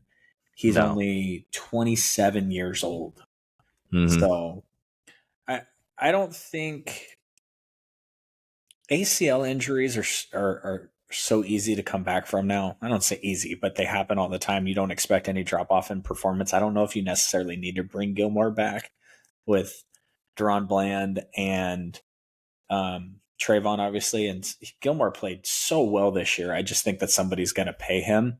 Yeah. I don't know. Or more likely, I think, to draft a corner later in the rounds, or could you see you guys franchising Tony Pollard? No way, dude. I don't see the value in it. I don't see the value in it. He didn't do anything to earn a franchise tag where we're like, man, we really can't lose this guy right here. It's not that much though. I'd much rather dude. You could get Tony Pollard in the draft by drafting Jonathan Brooks. I mean, that's exactly what Jonathan Brooks is. So if you want Tony Pollard, just go draft him and get him for 3-4 years. So I'm not interested at this point. Okay. I'm much more interested in drafting Jonathan Brooks and bringing back Zeke, if I'm being honest. But I think the other one that needs consideration as well for re-signing is Jonathan Hankins. When Jonathan Hankins went down was around the same time we started to get pummeled in our run defense, and he's our mainstay. He is older, so he's only really going to get a 1-year contract, probably worth $3 to $4 million, really not that much. But Tyron Smith, Jonathan Hankins, our center, Tyler Biadasz can all be in that conversation for re-signing for sure. Well, and then if you let Gilmore go, what's the you have another corner that's a free agent. You have a Jordan safety Lewis. That's a free agent also, technically. I mean, I don't think bringing back the defense played so well except for in the biggest spots last year. I don't think it hurts to bring any of these guys back, really, as long as it's affordable. And the thing about it is, Dak's cap hit next year might go down to like $40 million. Yeah. Jordan Lewis is the other corner. Shit, it could go down to 10 million. To be honest with you, it depends how much money Jerry wants to give him in his escrow account right away. But if he's going, I know Cowboys fans are like, we're going to sign all the free agents. Jerry Jones said we're going all in. I think he's Mm-hmm. much more likely meaning that he's going to go all in because he's going to hand Dak the bag. He's going to guarantee a shit ton of it. And these cap hits the next 3 years are going to be really, really low. Allow you to go in and get these players. I don't think there's a free agent this year that puts you guys ahead of the front runners for the Super Bowl next year, whoever the hell that's going to be. I know the favorites right now are the 49ers, but I don't believe in that bullshit. I'm just saying, like, I don't think there's a free agent out there that changes it that much for the Cowboys. I just think that they need to, figure out their playoff problems. And I think the only guy that I really want, and again, dude, it's so hard to believe that we're gonna get any big time free agent. I'm not one of the believers who's like, oh, well, Jerry said. I don't really give a shit what Jerry said on the goddamn radio show. But if I am going to say, okay, if you are going all in, if you want to go for a big name and a guy that I want, Patrick Queen is going to be someone that I really gun for. Leighton Vander Esch got hurt and it really hurt us. And he's getting to the point where his injuries are substantial. He had a lot of neck injuries in college and that really hurt him. And he's had back stuff and it sucks, and I really like Leighton. So a guy like Patrick Queen, to bring him in, 4 years, $73 million, $18.25 million a year. First year cap hit being $7 million. Once again, if you're going to bring in a young guy to play that linebacker spot, Patrick Queen is one that I want. And the other one that I think you could take a look at is a guy like maybe Kenneth Murray for a smaller contract. But Patrick's really the guy I kind of want right now. I just don't see you guys paying a linebacker like with all the other places you have to pay. And Patrick Queen, the first 10 games of the season, his profile was so low that you might have gotten away with it. But I just think this dude's going to get paid. Like, I think he's going to set the market a little bit on linebacker contracts. And I just don't know if the Cowboys are going to play in that field with who else they have to pay coming up, CeeDee Lamb and the like. I think he'd be much more better off like going and getting Aziz Al-Shire. He's a free agent. And, he was off-ball linebacker for the 49ers for all those years. Then he played middle linebacker for the Titans this year, and he played really well. So I just think that might be more of where you spend the money at, as opposed to I agree with the idea. I just think that dude's going to get handed a contract that you guys aren't going to want to participate in. Yeah, I could definitely see that. Well, moving on to the Philadelphia Eagles, they have $14 million in cap space. Who's your cut candidate for this team? Jalen. we're gonna cut all the NFC East quarterbacks. I'm just gonna cut every team. Dak, that I don't want Jalen, to be next year. Daniel Jones, and then we're gonna draft Drake May, and then we're gonna cut him. So I think that's the plan for the NFC East. I'm not gonna say that Kevin Byard is a candidate because I think it's almost a certainty that they're gonna cut him. Yeah, so, that was definitely on my radar. For the viewers, it's 14.7 million saved for Kevin Byard cut. I didn't even know it was that high. Yeah, it's pretty high, man. I am going to go with paying Dallas Goedert $13 million next year isn't going to be something they want to do. Yeah, I considered that one as well. They're paying a shit ton of money to their corners also. I don't know what their corners contracts look like, but James Bradbury's making a substantial amount, I believe, for a guy who likes to get burned more than leaving meat on the barbecue. So, yeah, listen, dude. James Bradbury gives up more yards than Deron Bland did in the second half of last season. So, yeah, all right, bro. You're funny. Just make fun of my team. We just can't win Super Bowls. Oh, damn. Yeah. So if I remember right, yeah, James Bradbury, he was somewhere around that $13 million. Let's see, over the cap for everything. And let's pull up the Eagles because he was one I didn't have pulled up, but I am there if I can find. I asked the question. Sorry for the viewers. Slay is 10.9 saved. I think Sly's still a good corner, though. Yeah, no, he is. Why am I not finding Bradbury? Oh, there he is. 4.3 actually. So Bradbury's actually smaller. Yeah. So Yeah, that's 4.3 actually, is Bradbury. they probably stick with him at that point. Yeah, yeah. So like we're saying, Bayard is probably a certainty, but that's 14.7. So and They got then some obviously their sneaky tight good end. cap space this offseason. Yeah, I didn't realize it was even this high, and especially with those cuts, they can and if they want to make any restructures or extensions, then That's they're 20. going to be sitting That's pretty. 27 million between Bayard and Godere. It's a lot of money. What do you think about re-signing? Because like I was saying earlier in the podcast, I think the Eagles have a lot of big time names with not a lot of big time production. Like Shaq Leonard came over, but did he really do much of anything when he came over? No, Right. So I mean, Kevin Byard, he's a big name type guy, but he's a cut candidate. he's So old, yeah, slow. I just don't. They got a lot of names, but not a lot of production here. So I had a hard time finding people for re-signing. Who do you have? I think it'd be hard for the Eagles to just let Fletcher Cox walk off into the sunset, but they're probably Yeah, going to have to. It's probably DeAndre Swift, to be honest with you. Like you that's the don't, one I had. you're Yeah. not going to have to pay him a ton of money. Although the one thing that I think it was Miles Sanders they had the year before, right? Correct. His ability with Jalen Hurts, and I think I've mentioned this on the pod before, but his ability with Jalen Hurts to do the read option stuff, they really lost that. I mean, DeAndre Swift played well, rushed for 1,000 yards, which I mean isn't that big of an accomplishment, but you know it's Most still. his most his production came out the first couple of games of the year. And I just think if you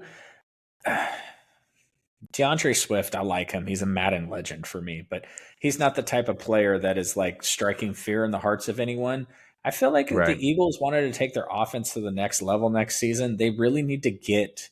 And I'm not a big pay the running back guy, but if you're sitting there in the backfield and you're staring at Jalen Hurts and you're staring at Derrick Henry or you're staring at Saquon Barkley, I just think that's a little bit more intimidating. Also, knowing that if you come up on that, especially Derrick Henry, if you come up on that, then they have the wide receivers to beat you deep, which is really all Jalen wants to do is huck it deep after he runs around in the backfield for a while. So I'm not even sure if DeAndre Swift, shout out to the NBA legend Stromile Swift, who I keep wanting to say for some odd freaking reason instead of DeAndre. But yeah, I mean, besides that, I'm sure they have a player on their team.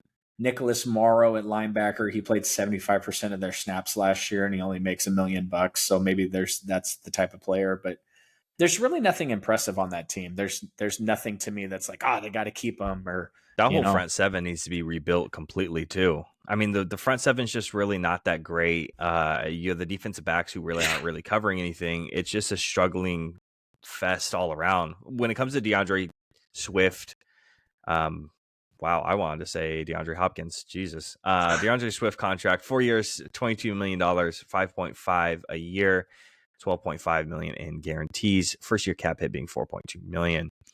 Biggest free agent targets, I think, has to be like that linebacker spot. Obviously, they were looking for a replacement linebacker to try to fill in some type of gap for them when they traded for Shaq Leonard and they didn't get it. Frankie mm-hmm. Louvu, 2 years, $24 million, $12 million a year annually, $16 million in guarantees, is someone to take a look at.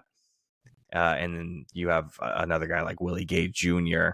I wouldn't sleep on getting signed as well. So Eagles like to take their hits on guys who you recognize their name. So I recognize Willie Gay Jr. more than I recognize Louvu. So depends on which direction they want to go. And I don't really know if they're going to go linebacker in the draft because they don't really have a history of going linebacker early. So they're most likely to go offensive line, in my opinion. The Eagles? Yeah. They like to build up those offensive linemen over a couple of years. You know, Jason Kelsey is going to retire, and some guys saying, "Oh, well, what do we do at center now?" Well, Cam Jurgens was drafted for that specific reason. So, don't be surprised if they take some developmental right tackle to replace what's his name, Lane Johnson, who's getting up there in age eventually. So they're going to end up probably going with like a tackle or something like that in the draft because Howie likes to be a step ahead of the game at every chance he gets. Yeah, I mean, I've seen corner mocked to them a ton. So, Yeah, but if Jason Kelsey's retiring, Lane Johnson is getting up there. I'm not a super huge like sipping the Kool Aid. That's not a Kool Aid reference, just so everybody knows. But I'm not a big sipping the Kool Aid thing on this Jalen Hurts. I think that tush push thing has a lot to do with Jason Kelsey too. So yeah, I'm not exactly just chalking it up that if Jason Kelsey doesn't come back next year, which he hasn't officially retired for everyone who's listening, I wouldn't like super chalk up the fact that they're just going to dominate that tush push thing again, assuming yeah, that for sure. the NFL doesn't make it illegal to begin with. Any free agent targets for you before we move on to the Giants? Honestly, I think the Eagles can target anybody and everybody and anybody with the money they have. Um, Yeah, and the positions they need for sure. Hopefully, they're smart. Like Hopefully not. I don't think they need to go out and like. I just see it like they cut Kevin Byard and they go sign Derwin James. You know what I mean? Oh Like, yeah, or they go out and you know it's they trade Hassan Reddick and then they sign Joey Bosa. yeah. Or then Yeah, they just do something completely off the cusp. They go and hand some money to Mike Williams. You know what I mean? Like yeah, right. that's a Yes. sneaky. He hasn't been cut yet, so we didn't talk about him for the Patriots. But that's a sneaky good pickup for the Patriots, giving them that type of player that a young quarterback can just kind of huck the ball up to for the Yeah, for the six Bills games a too. year that 6 games a year that Mike Williams will be healthy. Yeah, there you go. Hey, it's okay. It's the 6 games a year that he plays is like the 6 good games that Gabe Davis has a year. So it's like it Well, you should really translates. just go get both of them then. Then you're guaranteed at least 12 good games. Who needs Stephon Diggs when you have 12 games a year where you have some production from these guys? Absolutely. All right, let's move on to the New York Giants, who has $11 million in cap space for a team that sucks ass. It's pretty disappointing. Couple of cut candidates here. I think someone that is definitely going to be there is Darren Waller, who's going to save you $11 million in cap. The signing initially was incredibly confusing to sign Darren Waller to a larger contract, and it clearly hasn't worked out. He's just not he just doesn't care at the end of the day. Darren Waller doesn't care. You're saving $11 million by cutting him. I think that's my number one. Yeah, Darren Waller, he hangs out a lot with the quarterback for the Browns. They just don't care about playing football anymore now that they got paid, and it's Mm-hmm. a disappointment, but that's also the pushback on these guaranteed contracts for these players, which I'm a big proponent in guaranteeing the contracts, and this is sometimes what you get when these guys get Yep. paid. They just don't want to put the effort out anymore. Yep. I don't see a ton of cut candidates for the Giants, to be honest with you. I'm Yeah. guessing Darren Waller's the obvious one. I guess they could also cut Darius Slayton, but That was the other one for me too. Yeah, definitely. he's just so young still, and he's not making. What's Darius Slayton making? His cut would be 6 million saved, It's not a ton of money to save. and he's kind So of a mainstay there too at this point. I also don't think he's any good. I mean, he's not changing anything. Yeah, But no, for sure. What about re-signing? Who you have for a re-sign? it's just absolutely crazy that they don't have like a.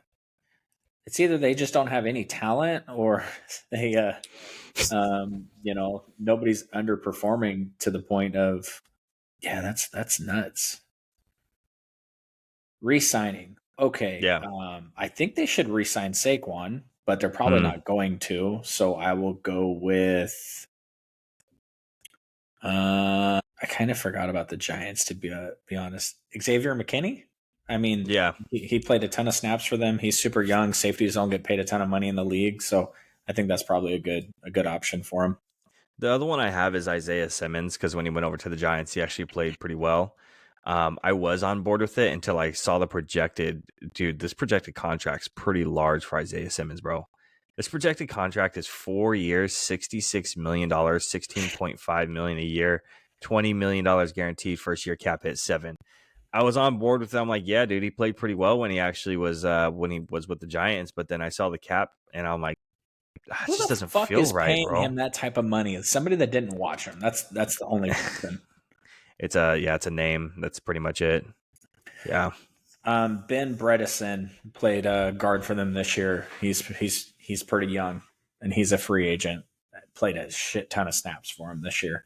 So Yeah, and it's funny because their other guard spot's probably going to end up getting taken up when Evan Neal moves inside because he can't play tackle. So that is a nasty contract for Isaiah Simmons. That just I hope that happens so we can laugh at somebody. all right.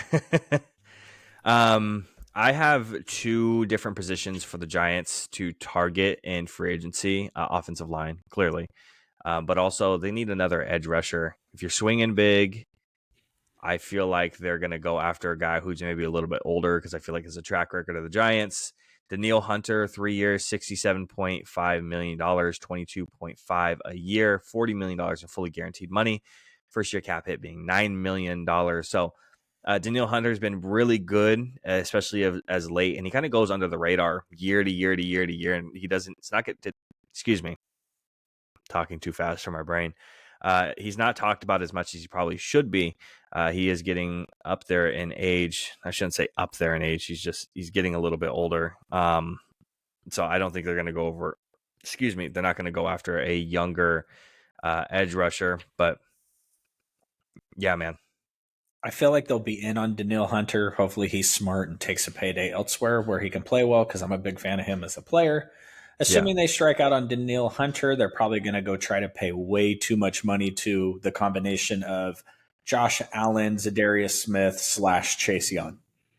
Yeah. Yeah. Chase Young, I could definitely see. The other position I have is center. So I have Lloyd Cushenberry, center coming out of Denver. We talked about last week. 3 years, $36 million is the total contract, just for a refresher for people who saw that last video. If you didn't, go check that one out. So Daniil Hunter, Lloyd Cushenberry, the Giants need a lot, and they don't even have as much money as the Eagles. So not a ton of cap, casualties as well. You have that Daniel Jones contract that you're not going to be able to move off of until next year. They're almost kind of just resigned to their woes unless Daniel Jones plays well again. So that's where they're sitting right now, is almost in a bad purgatory. So they might end up with a high draft pick again next year. The quarterback class next year is not very good. So we might not see the Giants very good for a while, which is fine by me. I have a Yeah, what's question up? for you, just because we're talking about free agent signings. Mm-hmm. What would you say, just off the top? And I don't want to. I don't. Thing is I don't want to give you time to prepare for these questions. That's why I don't text you before the pod. But what would Mm-hmm. you say? Then the last 5 to 7 years, like when we've really gotten into this and talking about it every day and the draft and everything, what would you say the top 5 worst free agent signings overall in like the last 5 years would be? I don't want to hear about Albert Hainsworth to the Redskins from 30 years ago, right? Like, what would you Right. say top 5? Like,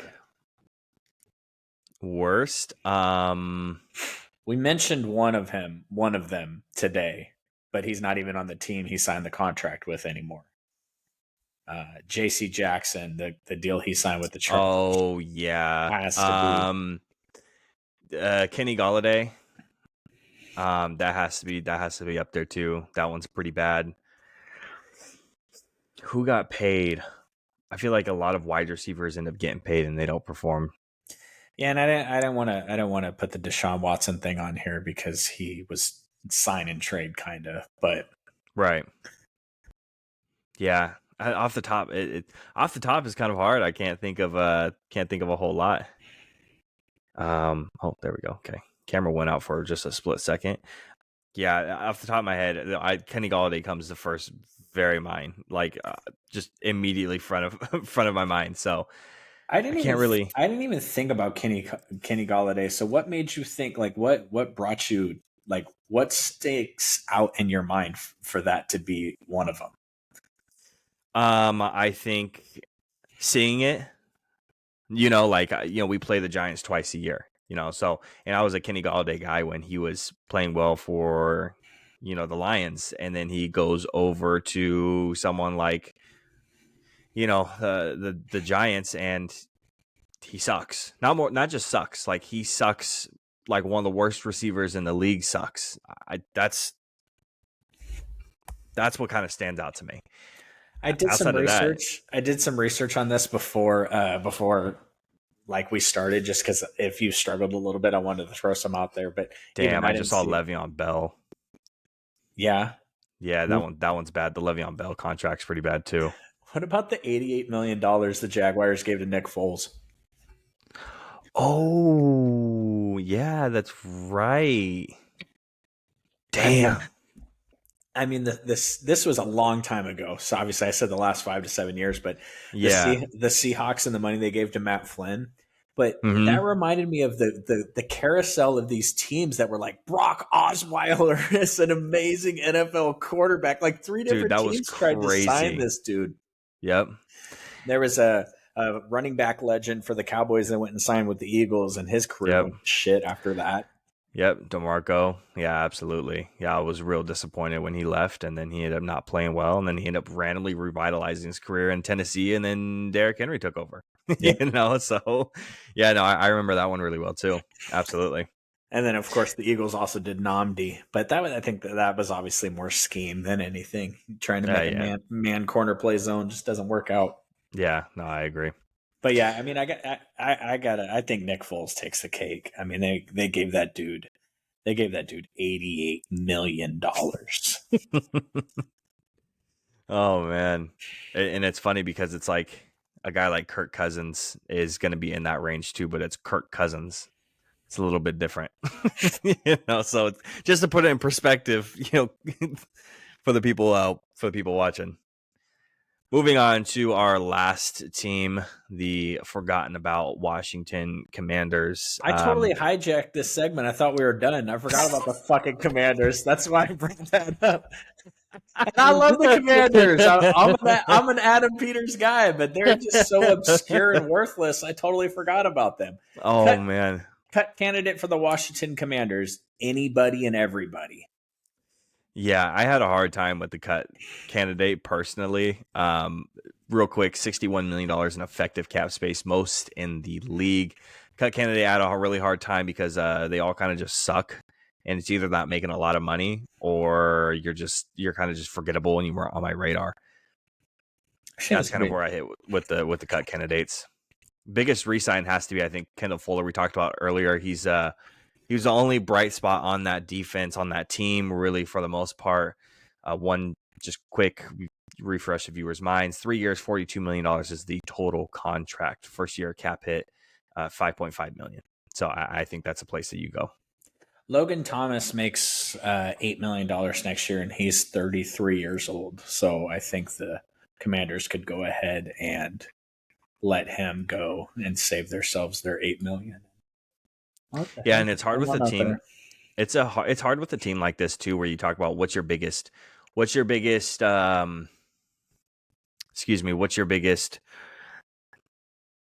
target in free agency. And it's like you said, anybody and everybody. You have $61 million in effective cap space, and you need a lot of positions, right? You can go with offensive line, you can go defensive line. You got rid of your two ends, and you have your defensive tackles, I suppose. But you need corners.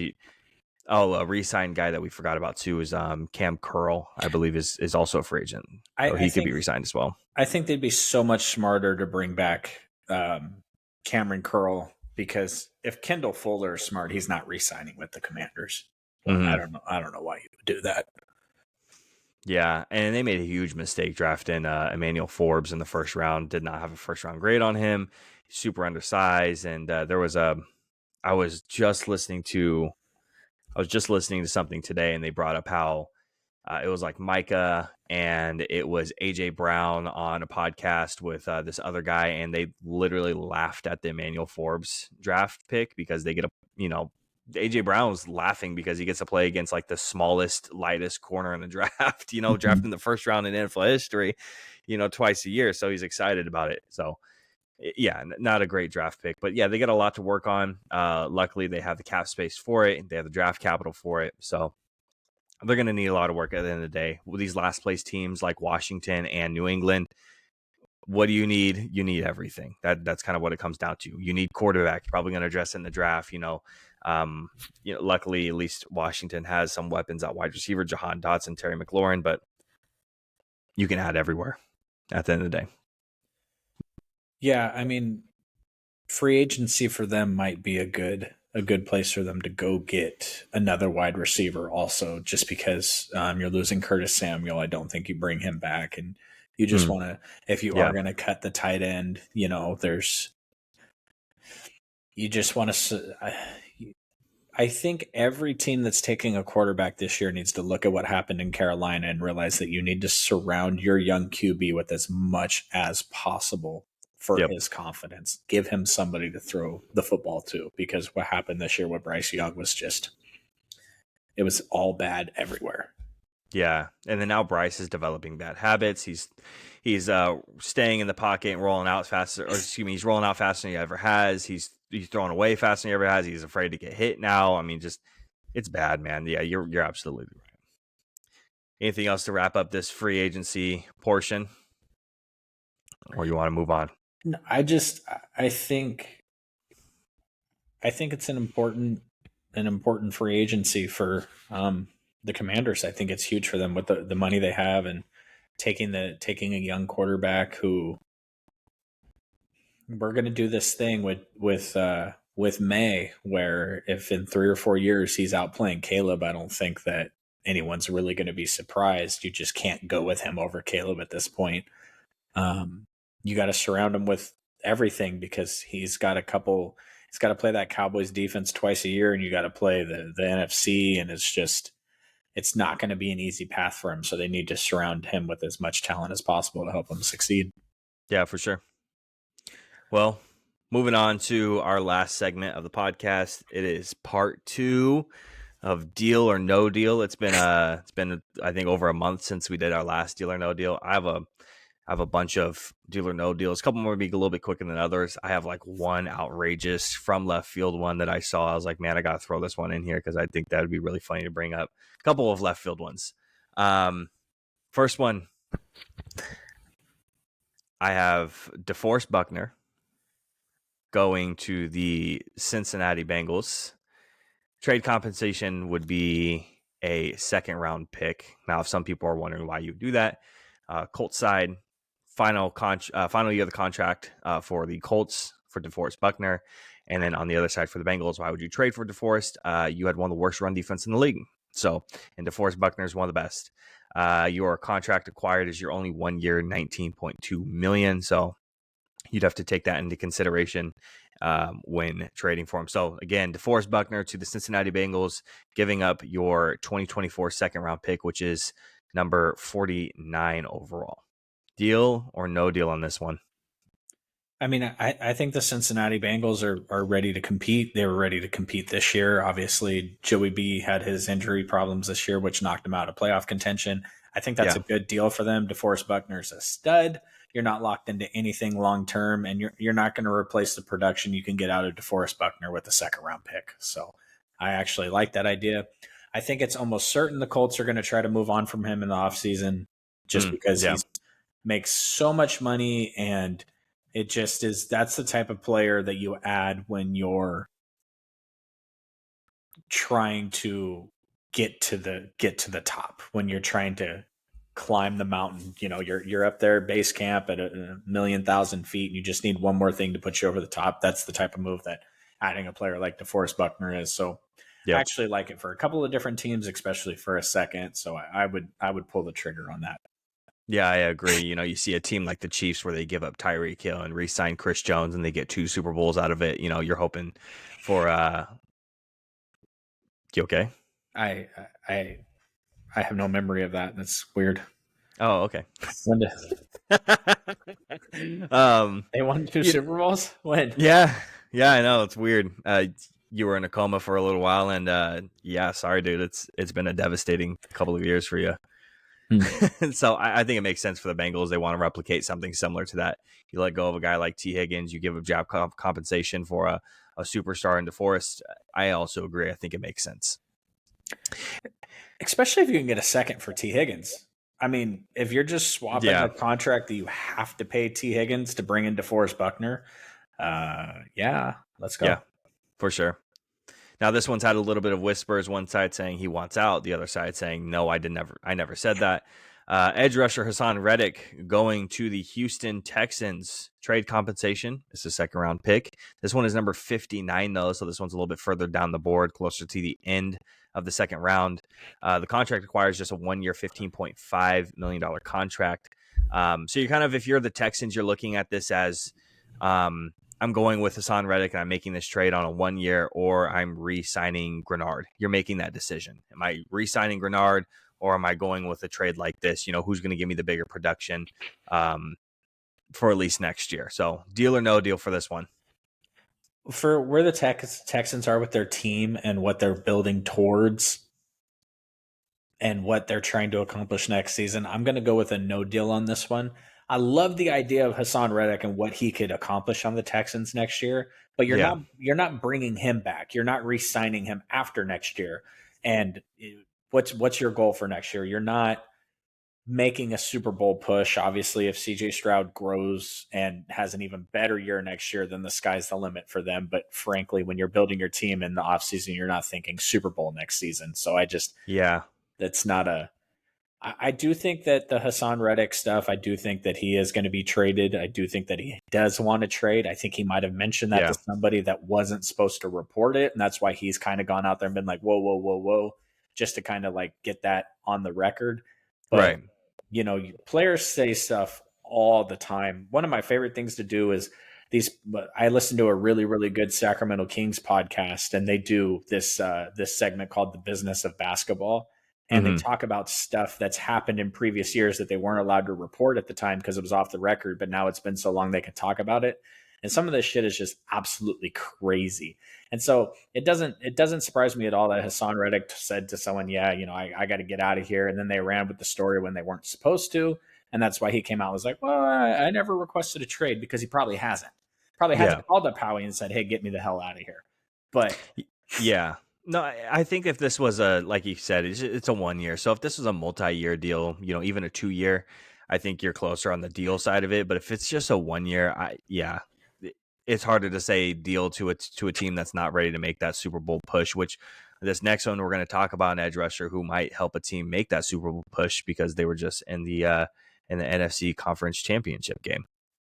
So edge rusher, Khalil Mack, to the Detroit Lions. Trade compensation is a 2025, so next year's 4th round pick. So contract required is a 1 year, $23.25 million. Lions need help on that. The edge rushing side, obviously they have Aiden Hutchinson, but you can't do it all by yourself, and you need guys to take up blockers to help you get freed. So and as much as a high motor as he has, it's going to get real tiring real quick, at that age, young age, kind of doing it year after year after year. It's going to suck. So Khalil Mack from the Chargers to the Lions, deal or no deal? I think that's a great deal for almost any team. A 2025 pick for Khalil Mack. You know how many sacks he had this year? Like, he may not replicate that, but if he can bring 80% of that, 70% of that for a 4th overall pick 2 years from now, that's a trade I would want the Cowboys to make. That's a trade I want the 49ers to make. I would be all in on that trade. I don't know if the Lions are the ones that make that trade, just because their own team doesn't think they're making it back to the playoffs next year. But I don't hate the idea of Khalil Mack at all. I mean, I think he's a big time cut candidate for the Chargers. So if they can pick up any type of compensation for him, I think they roll. And the only reason why he's a cut candidate is because that team is buried in cap, bad cap space. So yeah, for sure. Yeah. Well, next one is a smaller time one. I think this one just kind of makes sense. Who they're looking for a replacement at running back at this point. So running back Miles Sanders from the Panthers to the Vikings for a 2025 5th round pick. Contract acquired is a 3 year, $5.3 million a year annual salary. So that's what you're looking at. Miles Sanders to the Vikings, deal or no deal? Yeah, if you're going to trade for a running back, he has to be under contract moving forward. This checks all the boxes for him. You might be able to find a running back in the 5th round, but this guy's already under a contract, a 3-year contract. You're going to get a 4-year contract for a rookie running back anyway, and you know that he has a proven track record. So I don't see how you get hurt on this deal. That's kind of a deal that I would see that's something that I think a team like the Cowboys could make. Like, you're trading late round draft compensation for a guy that has a proven track record. I know you Yep. want him to go out and swing for the fences for Derrick Henry, but if it doesn't happen, then bringing somebody in that has a track record while also adding to it, because you're not bringing that Yeah. guy in to rush for 1,200 yards and carry the ball 20 times a game, but Right. you're going to hand a 4-year contract to a rookie anyway. Getting someone with a proven track record makes sense, especially for late round draft compensation, because that's all just a shot in the dark anyway. Yeah. We talked about this next one earlier, and he's been brought up already in the first Deal or No Deal. The only returning man, Justin Fields himself, to the Pittsburgh Steelers. It is a second, number 52 overall, and a next year's 5th-round pick. You're obviously only getting a 1 year, 3.23 million, and fully guaranteed is the contract acquired, plus a 5th-year option for 2025. So for Pittsburgh, does this really make sense to trade for Justin Fields? No. It's a no deal for you on that one. I like. You're gonna really piss off all the Justin Fields fans. Okay, they're coming. They have pitchforks, dude. They were all in the comments. I just don't. I don't get the infatuation with this player. I just don't. Dude. Like, it's like if you love Justin Fields this much, like, he's had the same career that Zach Wilson has, and no one's clamoring for Zach Wilson. Like, matter of fact, Zach Wilson has bigger highs than Justin Fields has. The second most productive quarterback out of that draft class was Trey freaking Lance. He just kept getting hurt. That dude never even got a shot.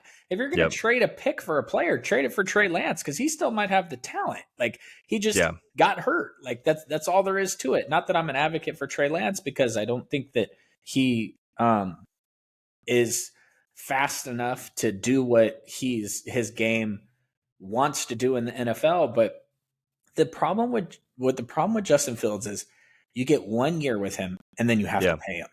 Yep. And so you're going to be sitting like there. You said, it feels like a Daniel Jones situation. And then what are you doing? Like, what if he doesn't play well? God forbid, what if he gets hurt? What if he gets hurt? And he misses 8 or 9 games, and not even like 9 games in a row. He just is up and down. Kenny Pickett's thrusted back in the starting role, because I can't imagine too many people are knocking down the doors to trade for him. And then you got Kenny Pickett and Justin Fields. You got no future with any of them. I honestly think that if you could control NFL free agency and trades, like, what is the best place for Justin Fields to go next year where they have a quarterback need for him to be successful? I know it's kind of cliche at this point. Atlanta's up there. Good offensive line, decent weapons. Depends on the offensive coordinator being put in and what offense they're going to actually deploy. But it feels like a pretty good spot. For me, and you're close to what I think, if you're Atlanta and you have all those pieces, and the problem is every time Arthur Blank gets in front of a microphone, he talks about how they have Super Bowl talent. Like, Justin Fields is not the guy to get you to a Super Bowl. So I really think that they're zoning in on like a Kirk Cousins type thing. Yeah, reports have come out for that one that they're ready to offer a contract. If I was trading for Justin Fields, there's 2 places that I would want to bring him in. Or if I was a Justin Fields fan and I wanted him to be successful in the NFL, I would think about him going to the Saints, because they have Chris Olave and they have Alvin Kamara. But Denver, like with Sean Payton, like, if you want him to be successful, then you have to put him with a coach that is going to be able to be willing to help him be successful. And sending him to Sean Payton seems like the best chance for him. And I just don't think Denver does that, because they already got the same type of situation with Russell Wilson. Like, yeah, for sure. I just think that his ability, he would have to grow so much as a passer to ever be. And his running game it's not like Lamar Jackson needs to learn how to throw the football. Like, he's not Lamar, Lamar's an alien. You can never, ever talk about Lamar. And you still got people out there that think he's a sack of crap, even though he has 2 MVPs. Like, you still have people out there that want to question his ability and his talent. And the rushing yards and the rushing touchdowns don't count. Only passing touchdowns and passing yards for quarterbacks count. It doesn't matter that he had 44 touchdowns because, 10 of them were rushing. That doesn't count. Oh, almost got a cramp. Almost fell over in my chair. That'd be funny. Lamar Jackson got me riled up, baby. Justin Fields is none of that. Like, he's not. And I don't know. Like, you're going to trade for him to give him the reins for a year. Like, you don't run it back with a lame duck head coach that only has 1 year left on his contract, unless you're the Cowboys. You don't run it back with a lame duck quarterback. It's not something the NFL does. And to trade for him, and we're not talking about a player that has been really, really good but plagued with injuries. Like, if he can just stay healthy, he can put it together. Like, he's been healthy. He just has not done it. He can't throw from the pocket. He can't do any of it. And what's funny is this is like a 49ers / Cowboy centric podcast. And I feel like most of our stuff has been about this player for the last couple of weeks. And it's honestly, it's not even to the point where, like, we can argue the Brock Purdy thing, right? Is he elite? Is he not elite? There's statistics on both sides to back it up, blah, blah, blah, blah, blah. What is the argument for Justin Fields? Like, what is the argument as to why he can throw for 35 touchdowns and only 8 interceptions and 4,000 yards next year? Forget that. Let's go to Lamar Jackson. What is the argument that he can get you 35 touchdowns in any type of way, 4,000 all-purpose yards next year? What is the argument that he can do that? Because we've never seen it. We've never seen anything come close. So why is this a player that's so highly sought after? And I would love for him to be successful because it's good for talking points. Like, another quarterback sucks. Yeah, well, that's, standard. Like, it just, I want to be proven wrong. I don't see watching him what makes people think like, oh yeah, he can take the next step if given the right opportunity. The only thing that people were even saying in the comment section trying to argue with me is they weren't even talking about Justin. They were just talking about Caleb. That's the only thing that they would talk about. It's like, oh, well, Caleb's not a guarantee. Congratulations. Welcome to drafting. Nobody's a guarantee. You're drafting off of potential, team fit, what you can do with the player. You're not drafting off of guarantees. There's not guarantees in the draft. We talk about there's certain like blue chip prospects, right? Last year, Peter Skoronski, I'm like, yeah, if you're going to get a guarantee, it's going to be this guy. And the guy was good. When I say it's a guarantee, it's like as close as possible to not a tackle, Peter Skoronski. As close as possible to a guarantee as you can get. In this year's draft, is there a blue chip guy who's going to be as close as possible to a guarantee? Maybe Marvin Harrison Jr. is a guy who is there. But what? Bowers, baby. That dude is going to be. Guess, yeah. He's going to be legit. He's going to be a legit tight end. Yeah, I can live with that. But then the funny thing is he's going to go top 5, and he won't have a Sam Laporta year. You know what I mean? But it's just like, that's how great that kid's year was. There's really not. And the funny thing is we might not even see an edge rusher. We might not even see a defensive tackle edge rusher type player go till like 10 or 11. Like, wherever Dallas Turner goes, he's going to be the first one of those guys off the board. There's really no, like, it's not like, listen, if Nick Bosa was sitting there at number 2 and you were talking about Kyler Murray, we already got Josh Rosen on the roster. Do we take Kyler Murray or do we just roll with Nick Bosa? This is not this type of situation. Like, unless you're going to call up the Cardinals and trade to pick 4, and pick up Marvin Harrison Jr. But even then, I don't think that adding Marvin Harrison Jr. to the Bears turns Justin Fields into a successful quarterback. I just don't. No, it doesn't. No, not at all. I mean, at the end of the day, Caleb Williams' floor is higher than where Justin Fields is playing right now. That's what it is at the end of the day. Sorry, he's just not a very good quarterback, and the traits and the tools that Caleb has, it's too high to pass up at the end of the day. And again, like you said, Justin Fields, he has not shown you, and he's not proven to anybody why he should be the starter on that team over Caleb. Sorry, a guy who hasn't even taken a snap and then fell. Justin still hasn't proven on why he should be the starter over him. And frankly, either of those guys, take Drake May, move back a pick, and say, call the Commanders and say, hey, we're taking Drake May. Do you want to move up to 1 for Caleb? Like, what do you want to do? And take him, either of those guys, because their potential is higher than Justin Fields' potential because we've already seen Justin Fields. His potential is no longer. It doesn't matter Yep. where he was drafted. It doesn't matter. That's all ended. He's just a quarterback in the NFL now, and he's not playing the position very well. Yep. So if you're going to add Marvin Harrison Jr. and you're going to add all this other pieces, like there's nothing you can do to guarantee him a successful season next year. And guess what? What happens if you trade away the pick and Justin Fields has the same season he had this year? Let's just say he has the same exact season. And then Caleb Williams has and he probably won't do this, I understand that, but what if Caleb Williams has a CJ Stroud type year and Justin Fields has a Justin Fields type year? What are you going to do at that point besides fire everybody? Justin Fields threw for 2,500 yards, 16 touchdowns, and 9 interceptions this year on 61% completion rate. Like, that is abysmal. 61% completion rate. Abysmal. 2,500 yards. You want to run that back? Why? Yeah, and if you're looking at some of the advanced statistics too, he's 18th in money throws, he's 15th in danger plays, he's 16th in pressure throws. So I don't want to hear about, well, he had no time to throw. It's there. He was 21st in interceptable passes. That's with missing a couple of games as well. He's 22nd in yards per attempt. You're looking at 32nd in accuracy rating, 22nd in true completion percentage. That's true completion percentage.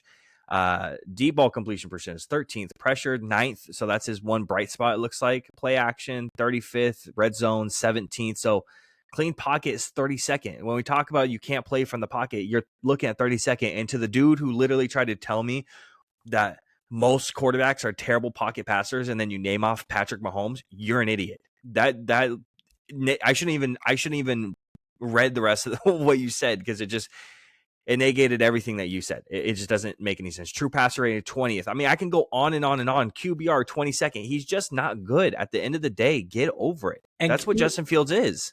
QBR literally exists to factor in a quarterback's running potential. Like, they needed another stat that wasn't just particularly passing based, so they invented QBR. Yeah.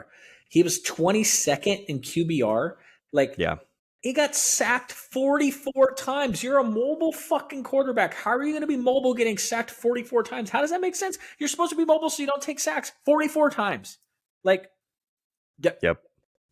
You cannot be getting sacked 3 times a game when you're supposed to be a mobile quarterback. Like, when Russell Wilson was at the height of his powers, he did not get sacked. He ran around for 657 minutes, and then he threw a 90-yard touchdown to freaking Doug Baldwin every time.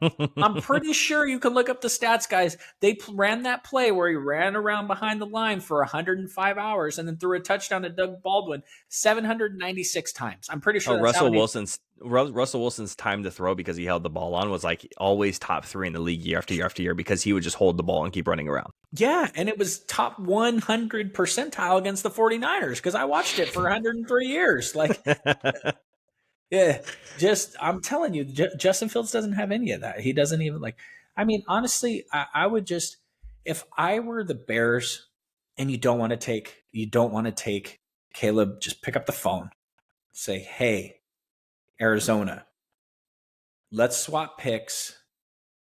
Give us Kyler Murray. You can have Justin Fields. You can have Caleb, and we're going to take Marvin Harrison Jr. and we'll run it with Kyler. That would be 1,000 times better than running it back with Justin Fields. I agree. Yep. Well, I do have one more deal or no deal. I threw this last one in there. You paced this wrong. You should have definitely put Justin Fields last. Well, this one was one I added on at the last minute. I'm like, damn. I'm like, this comes out of left field because I saw this one. I want to know if this would be enough to move the needle for you on a guy like Patrick Surtain going to the Detroit Lions. Yes. Would this compensation be enough for you? 29th overall pick. So this year's first, next year's first, and next year's fourth. That would not get Patrick Surtain out of Denver. I was curious to see what you would say about that one. No. Honestly, this Justin Fields stuff is gonna, I hope it does great, because I'm gonna title it like Justin Fields is the worst quarterback in the league or something, just for the people watching it, just so they can get angry, because they're gonna click on it getting pissed off already. I think that Patrick Surtain